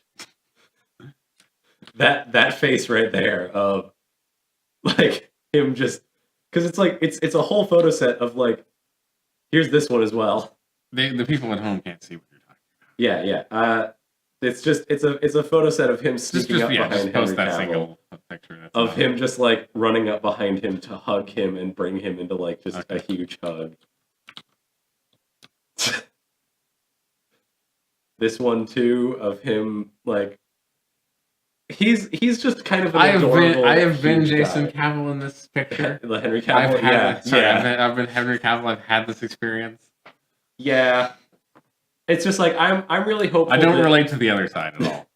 I'm really hopeful that Jason Momoa can actually capture that sort of like funny side of heroes because DC really needs that, and I'm hopeful that like so far we've seen the more serious characters of DC, like Batman and like Wonder Woman and Superman generally are all pretty serious when they're written well. Necessarily, when they are written well, they're typically pretty serious. I guess so. Or like Superman is a side character, like he is in Supergirl, and is just adorable and wonderful. Because they have Superman in Supergirl, like the CW show, and he's just the best because he's just sort of like one of the great parts about it is that he's very clearly super in love with Lois Lane, which is just fantastic. Do you like that? Maybe. I'm having so much trouble with his mouth. Try doing instead of having it come all the way up, do just a little spike going down over it. I don't really understand what you're so stop it right there, and then just do it so that there's a small spike coming down, so that he's got like it's like an overlap. So like that. Yeah, sort of like that. But it's like it's more in the center of it. So it's like this is the spike going down, and then this is the top of the mouth, so that comes up like that. Yeah, sort of like that, potentially. Looks really sad. Yeah, I don't know.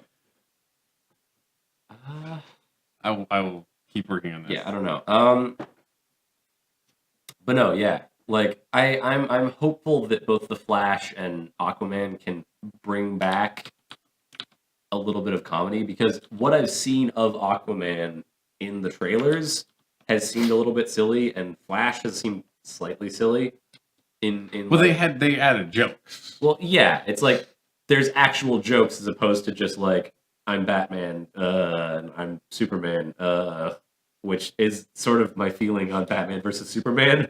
Is both of them have a lot of like issues and don't bother making any jokes. I personally almost made a YouTube video about all the fundamental problems of Batman versus Superman. So like, yeah, the lack of jokes is not one of them. It's not top tier. It's not top tier, but it's jokes like, might have helped. Jokes would have helped with what they've done so far. So the reason jokes work so great in the Marvel movies is they're a great way to do character development. Yeah, and that's what they're going. I think they're going to use them for in Justice League 2. Yeah, and one of the big problems in Batman versus Superman is that there's almost zero character development. So jokes probably would help there too. Yeah, there's not enough character development. development in that in general. Was like their Batman was a new character, but yet if I could find a person on the planet Earth who didn't know who Batman was, they would not be able to watch that movie because they're just, who's this guy? Why do I care what is happening? Yeah. Without the context of who Batman is, without this being a weird sequel And to the Suicide Nolan Squad movies. was just a shit show. Yeah, there's no point in talking about Suicide Squad, is there? Even the people who like that movie acknowledge that it's not very good. Yeah, it's like I really wanted to like it, but they ran into the same issues that like a couple of other movies have run into of like it's just too. It's a movie that it was a movie that was written in the editing room. Is one of the big problems with it, I think. Yeah. Well, I mean, no, it wasn't. It was that it was rewritten in the editing room. Well, that's the same thing. You're saying the thing. You're agreeing with me.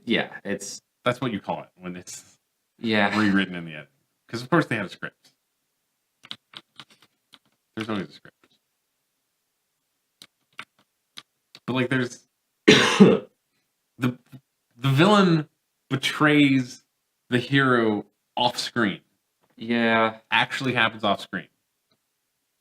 And it's not like a reveal thing. It's just like they apparently didn't film it or like came up with this idea later. Like originally there was the Joker was supposed to play a much heavier part. I also am not a fan of Jared Leto as the Joker.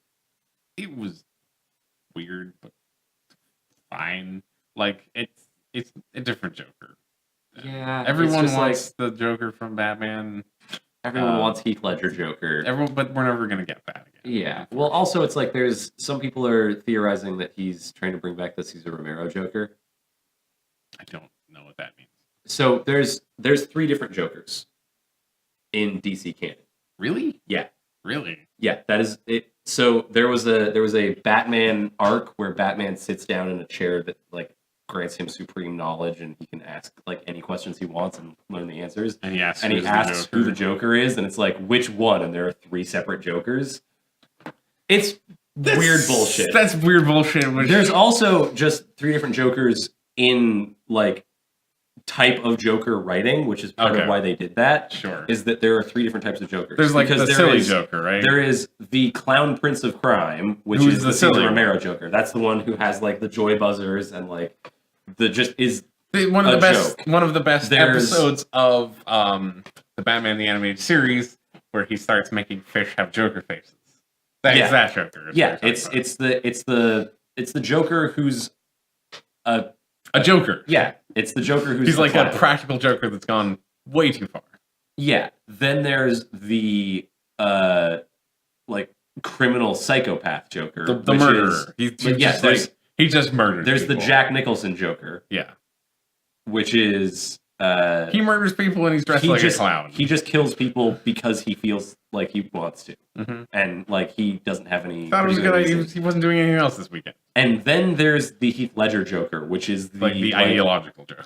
Well, it's the like actual psychopath, like just legitimate like crazy person Joker who's just there to like. I feel like he's the least crazy person. Well, but I mean the Joker who is there to counteract Batman, not the Joker who is. That's why I'm saying to commit crimes. The ideological Joker, the Joker who cares about crime for philosophical reasons, not for like because it's profit or fun. Profit, yeah. The Joker who's there because he wants to prove a point, as opposed to the Joker who's there to make people laugh and like he's the Joker. He's the Joker that if Batman killed him, that Joker would say he won. Yes, yeah. The other Jokers would be upset about being killed by Batman. That Joker would consider being killed by Batman a success. Yeah, which is one of my favorite types of Jokers. Is the Joker who, like, as far as he's concerned, like the entire goal is to make Batman break his one rule of never killing anyone. It worked well in that movie. Well, like it's worked well in a lot of movies. Like it worked fantastic in there's actually a comic arc that it works fantastic in, which is the one that people were theorizing might be the Batman versus Superman movie, which it turned out not to be and was kind of disappointing. Oh, you mean Which is Dark Knight Returns? Yeah. Where like the Joker literally goes into a catatonic state and just turns himself in and stops when Batman disappears, and then the second Batman is on the news again, comes out of said catatonic state and like pushes Batman to the point where Batman snaps and kills him, which is just fantastic. And then there's it was written by Frank Miller, and like Frank Miller's a weird dude. Yeah, and then there's the Joker who I loved the Under the Red Hood movie, which actually, you know what would have been fantastic and made me really sad, and I was actually talking with Gavi about this at the last budget builds meeting before you showed up, which was Jensen Ackles was one of the people they were going to try and cast as Batman in Batman vs. Superman. I don't know that. He's the shorter brother in Supernatural. Okay, I don't watch enough Supernatural to really know. Okay, I guess he's a general like gruff dude, and he's a fantastic actor. But Supernatural has ruined his career. I'm sure it has. In that he can't get away from that. It ruined his career in the same way that like Twilight ruined what's his face. Yeah. I will agree there. Yeah, but no, it ruined his career there, and I think that he would have made a fantastic Batman. Partially because in the Under the Red Hood series, he plays the Jason Todd. Okay. He plays Jason Todd, who gets murdered in the first like 30 seconds of the movie or something by the Joker.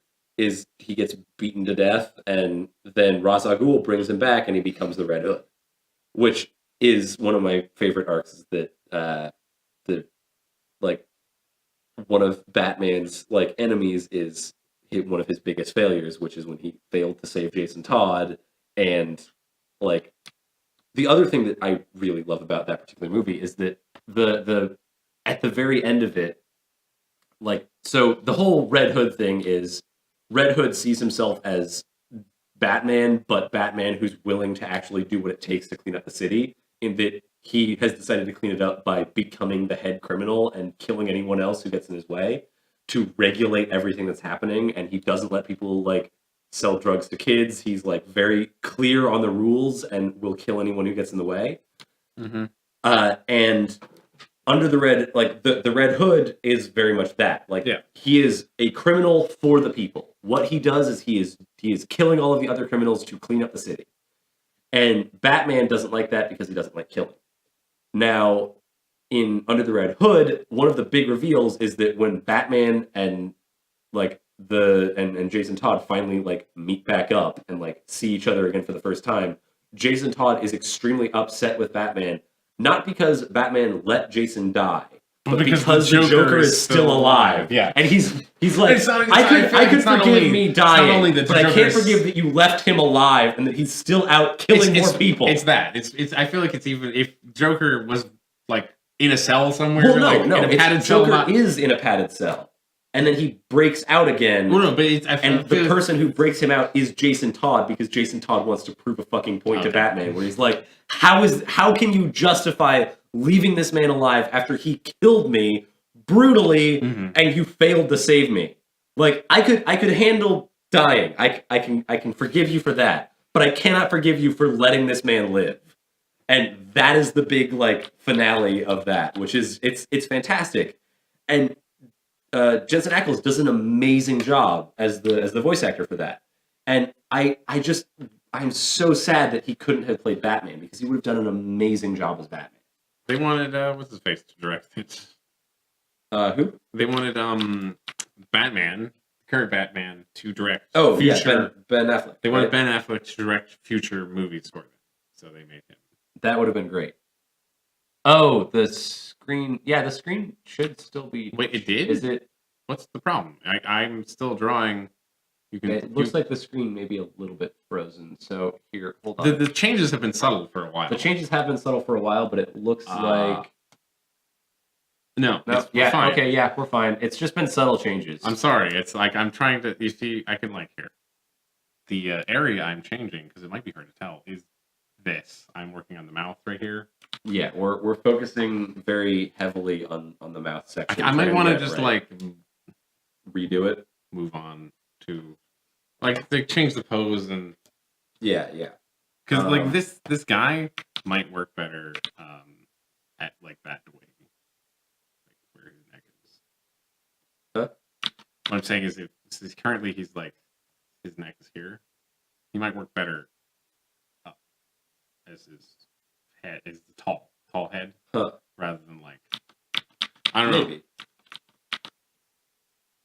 I can. Yeah, I can. I kind of want to do one in color, so I'm gonna switch over to color. Yeah. Oops.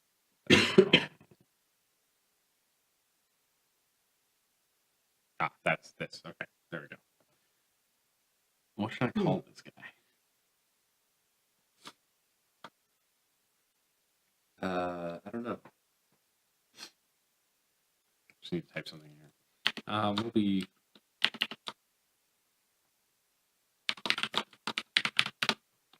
Alien, and then we're copy that. Oops. Copy it properly. That's good. Let's shrink it down. But yeah, no. I think it would have been really amazing to have had Jensen Ackles as Batman, because he would have done an amazing job as Batman, because he's very good at playing that type of character. Mm-hmm. And like he could have played exactly original Batman, which would have been amazing. But they couldn't get him because the Supernatural contract wouldn't let him out, and the fans are so rabid about that show that they will not let it die. And anytime that they try to cancel it, the fans throw a hissy fit until they bring it back. Really? They have tried to cancel that show several times. I feel like I missed part of this because I felt like that show was canceled, and then later, like 2 years later, I heard about it. And it was like there was 3 more seasons. I was like, what? I thought the show ended. Yeah, the show was supposed to have ended in the 5th season. So what you're saying is he's in his own personal hell now. Yes, where he's playing. Everyone on that show hates that show. Like they all want to be done. They're like, no, let us out. But the somebody's fans, like, what if I give you an off. extra $1 million? And they're like, fine.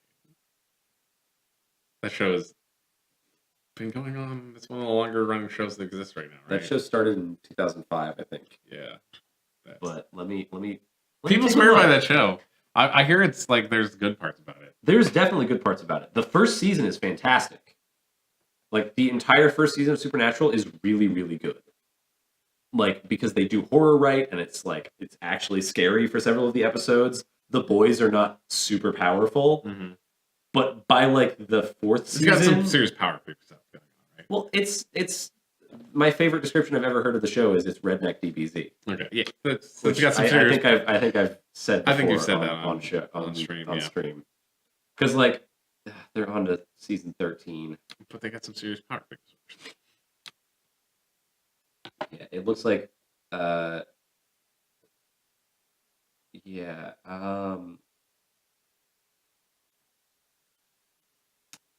Yeah, 2005 to now. Wow. This show has 13 seasons.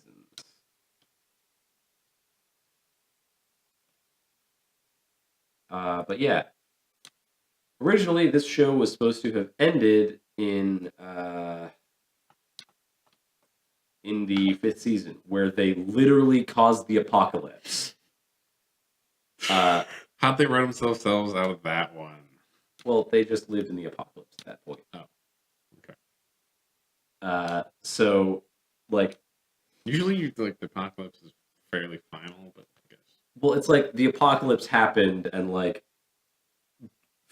hellfire rained from the skies, and, like... Okay.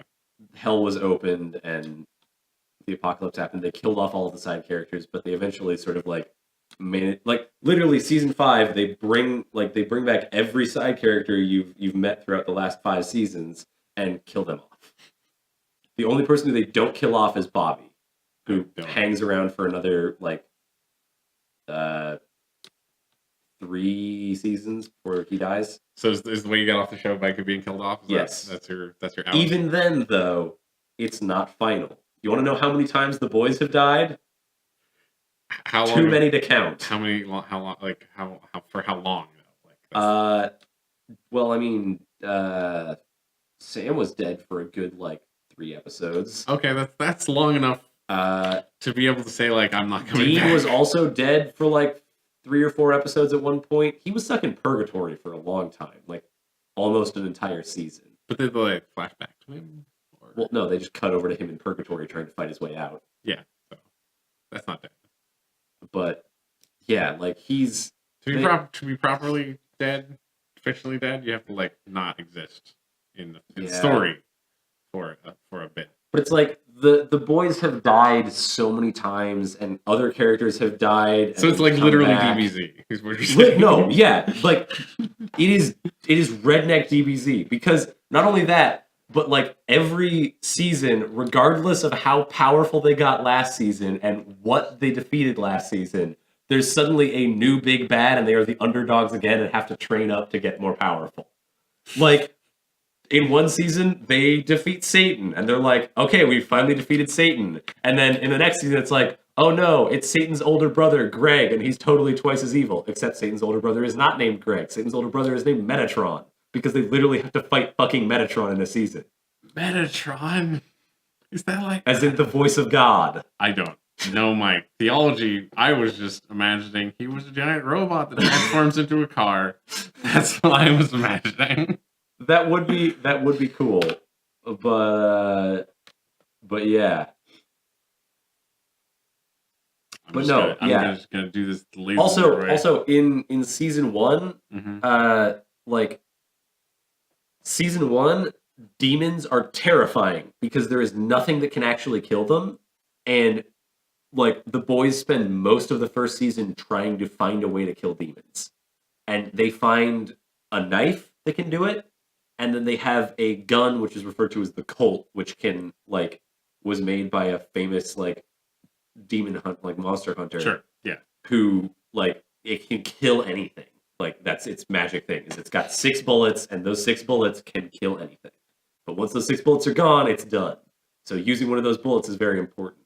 So in season 1, it's like, the demons are there, and they have to, like, get into a huge fist fight, and the big bad guy... As a person who has... DM'd, I kind of love the idea of a cult, because that sounds like the thing I'd put early in the game. Just be like, you know what? And then somebody not using it until the big bad shows up, and just like, wait, I have the cult, and then like pop, and like, yeah, no, shit. It's a great concept to put into a D&D game of like, you've got this gun that can kill anything in one shot if you shoot it with it, but there are only 6 bullets, and once those 6 bullets are used, it's all gone. But they spend the entire first season being like, oh god, demons are terrifying, demons are so hard to kill, and like. They fight a demon at one point and have to, like, tie it down and exorcise it, and that's the only way they can do it. And, like, they shoot demons with their regular guns, and there's issues, and, like, they're fighting these demons.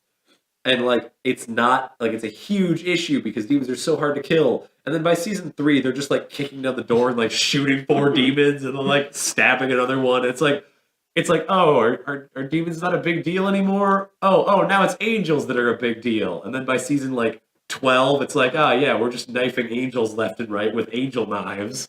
We got all these angel knives. They literally, at one point, they melt down angel knives to make bullets out of the metal that the angel, like... Because every angel has, like, this knife that can kill other angels. And it's like a thing you should have as an angel? Yeah, they melt down the knives into bullets and like cast bullets so that they can shoot the angels and kill the angels. Great. Because the angels are even more fucked up than the demons in this universe. Of course they are. Like, it's hilarious and over the top and ridiculous. Sounds a lot like DBZ. Oh yeah, it's redneck DBZ is the best description I've ever heard. Have you seen DBZ? By the way, I have watched some of the Super. original Dragon Ball. I'm talking about Dragon Ball Super. I have not seen Super, no. Okay. I have watched most of DBZ Abridged, which is pretty much like watching DBZ to begin with anyway. So there's a current Dragon Ball series going on, right? Yeah. I'm not watching any of it either. Because anime is wrong. Fundamentally. To quote, what's his name? The guy from Studio Ghibli. Anime was a mistake. Did Miyazaki actually say that?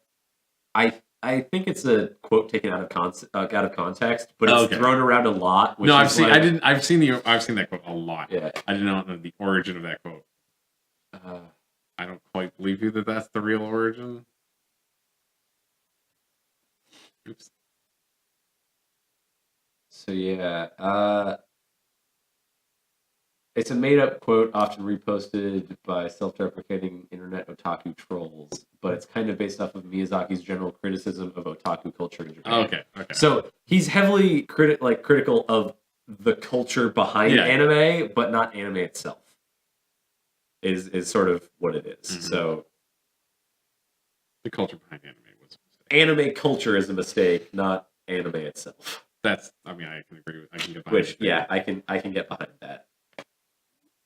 If you want to watch an anime, I have an anime for you to watch. Though it's on Netflix right now. The Devil was a part-timer. Oh, Devil is a part-timer. I've seen that on Netflix. I've been like, I wonder if that's any good, and I haven't checked it out. It's basically the devil gets a part-time job, right? It's not the devil because it's from Japan. Well, yeah. So it's more like if Dracula from Castlevania came to our reality, which I think is kind of better.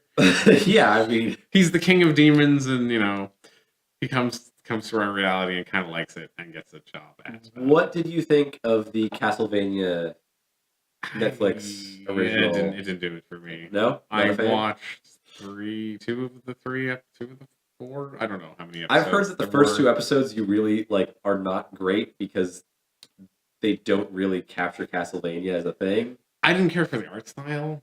I thought it was real phoned in. Yeah. Which is a real problem for me with animation. Yeah. I watched Seven Deadly Sins recently, which was on Netflix. That's one of the Netflix originals, I think. Right? It's a Netflix original, but it like most anime started as a manga. I'm sure. So it's it's actually okay. Like I enjoyed it to a certain extent. It's not great, but it's definitely okay. Mm-hmm. But yeah, Devil's Part-Timers. It's a cute show. It doesn't really have an ending because. Is it a slice of life show? But it's starring the Prince of all demons or whatever. Do you find melodrama funny? Because I find melodrama funny. I've been watching Jane the Virgin and loving it because it's basically an English version's telenovela. It is an English telenovela. The main plot. Oh no, Jane the Virgin. Yes, I watched a bunch of Jane the Virgin. Yeah, the thing is, it eventually just becomes a telenovela, which I didn't. Well, yeah, it's it does eventually just literally become a telenovela. But I am really enjoying it right now because I'm still in the first season, and it's the first season was really good. It's such an over the top everything, and every new change is just well, fuck, what how. I could see why the Sin Rostro plot twist was not what I was expecting. In any way. I don't remember it. To those of you who want to watch it eventually, close your ears because I'm about to spoil it as I remind Zach what it is.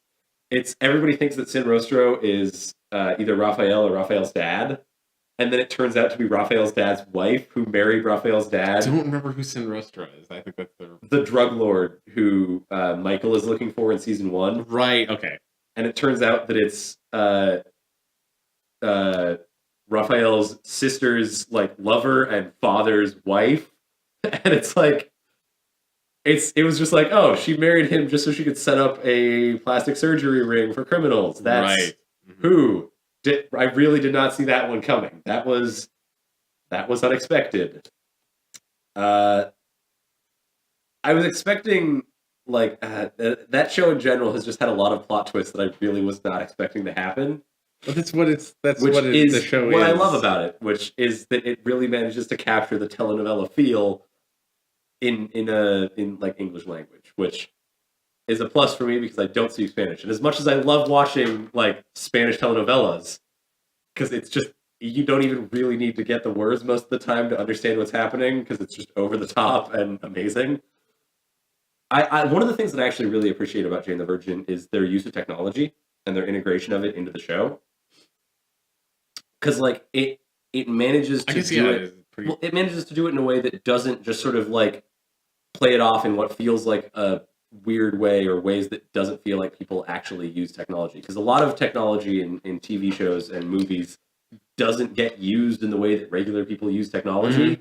But in Jane the Virgin, they really managed to capture that feeling with like the like text popping up on the screen and stuff. Like they do that really well. And I also really love the narrator. I think the narrator is one of my favorite parts of the narrator is pretty good. Just like the whole time, it's like I would have thought the show was a lot worse if I did not come into it expecting it to be a telenovela, because it's like it's if you don't expect it to be a telenovela when you go into watching it, it's not as good. It's a parody, really. It is a little bit of a parody, but like there's a point, and this is because the reason I started watching this show is that my girlfriend's a fan, and so like she like prefaced me watching it with, I came into this originally thinking that it wasn't a telenovela and like was about to give up on it until there was a moment where the narrator said, but that would be like a telenovela and this isn't a telenovela. Wait, yes it is. And it was just like, oh, this is just a telenovela. Like, I personally feel like the narrator, if you like the narrator from Arrested Development, this narrator, you're going to love the narrator from Jane the Virgin. They're definitely like, in the same genre of a narrator. Well, Arrested Development is almost a telenovela as well. In the Arrested Development, I don't bullshit that happens in it. I feel like Arrested Development is much closer to a sitcom. Is the TV equivalent of a Shaggy Dog story in a lot of ways, where it's like they will lead you on this huge journey to get to a very weird, funny situation. yeah. And it's really good at that. It's really good at that. I need to rewatch Arrested Development. Like the last season of Arrested Development, which I'm going to spoil because I don't care, because it's not that great. But the one great moment in it is that the entire time they've been building up what George Michael has been doing. The entire season, they're like, George Michael is a billionaire genius programmer, and then you get to George Michael's episode, and it's just like everyone else's. Yeah. Yeah. It's a good show. It's a good show. The last season wasn't that great, though. Yeah. I hope the new season will be good. We should probably wrap up soon. Yeah, we probably should. It's getting late. It is getting a little late. I'm hungry again. I had lunch, but it's been a while. I need to go home and make some thank you all for watching. We might pick this up try again. and continue this next week if we wanted to. Yeah. Like finish out this and then maybe play a game or something. Yeah, we can try that. I could work on this. I mean, yeah, work on this for hours and hours. For another 4 hours. So I'm going to save this. Yeah, because this is a cool thing. I think he could be a real cool drawing. Like the thing is, from this, I could then like make this smaller and draw a whole body again, or we could just like do a whole nother drawing with outfits and all that kind of, like there's costume design and a whole bunch of. I'd love to concept design this character. Yeah, I thought that would be the fun part, and we didn't really do a ton of that. We got a little distracted. Yeah, we got a lot of distracted with Star Wars. But yeah, so thank you all for watching. We might pick this up again. I'm not sure. Could be a while, but yeah. We hopefully we will return to this at some point in the future. But yeah, tomorrow there's XCOM. There's gonna be XCOM. Day after that, we're gonna start Shadow of Mordor. Right. Which is gonna be not Shadow of Mordor, Shadow of War. Shadow of War, which should be a fantastic time. Shadow of War at home. Yeah, it's a lot. It's really cool. Yeah. Cool. Have you? Did you play Shadow of Mordor? Yes. Do you think it compares to Shadow of Mordor? I have played about an hour of Shadow of War. Do the mechanics feel close to the same? Did they change anything so drastically that it's? They changed one thing, and it's not really a spoiler because you get this on like the third mission. There's double jump now, so it's just like awesome. It's so just added. They didn't change something. They added something better. Yeah, basically, they made the game better. The traversal felt really good in Shadow of Mordor. I thought the traversal was pretty great. It's even more fun now because instead of sometimes touching the ground, you can just never touch the ground. Just double jump to not touch the ground. Also, another really important thing I feel like is you can now just I'm playing it with the mouse and keyboard. You guys probably won't. Yeah. But you can just hit the scroll wheel and go sprint rather than trying to do the jump over things. Oh, that's you can still do the jump over things thing, but you can also just sprint in the sections where you can't jump over something. So I feel like they made the traversal better. I don't know about the loot boxes and stuff like that because I've only played like an hour. Yeah, that's the part that I'm most ambivalent about is like the fact that I've seen a prompt for the store, but that's it. I would not be surprised if you can play the entire game without acknowledging their good. existence.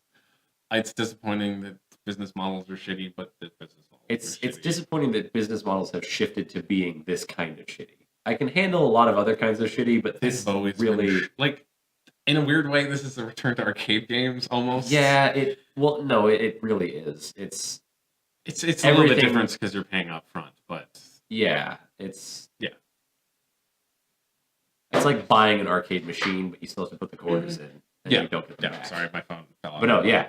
But yeah, we're gonna wrap up right now. So thank you all for watching. Thanks for showing up. This has been a great time. We're gonna be back on Friday, probably talking less about Star Trek or Star Wars, and playing a lot more Total War. If you get the chance, watch The Gifted, and we can talk about that I'll watch on Friday because it's a good show. I think all of the episodes are on Hulu right now for free. Cool. So if you guys want to check it out, you can probably go check it out there. Yeah. So we'll see you guys later. Have a good time.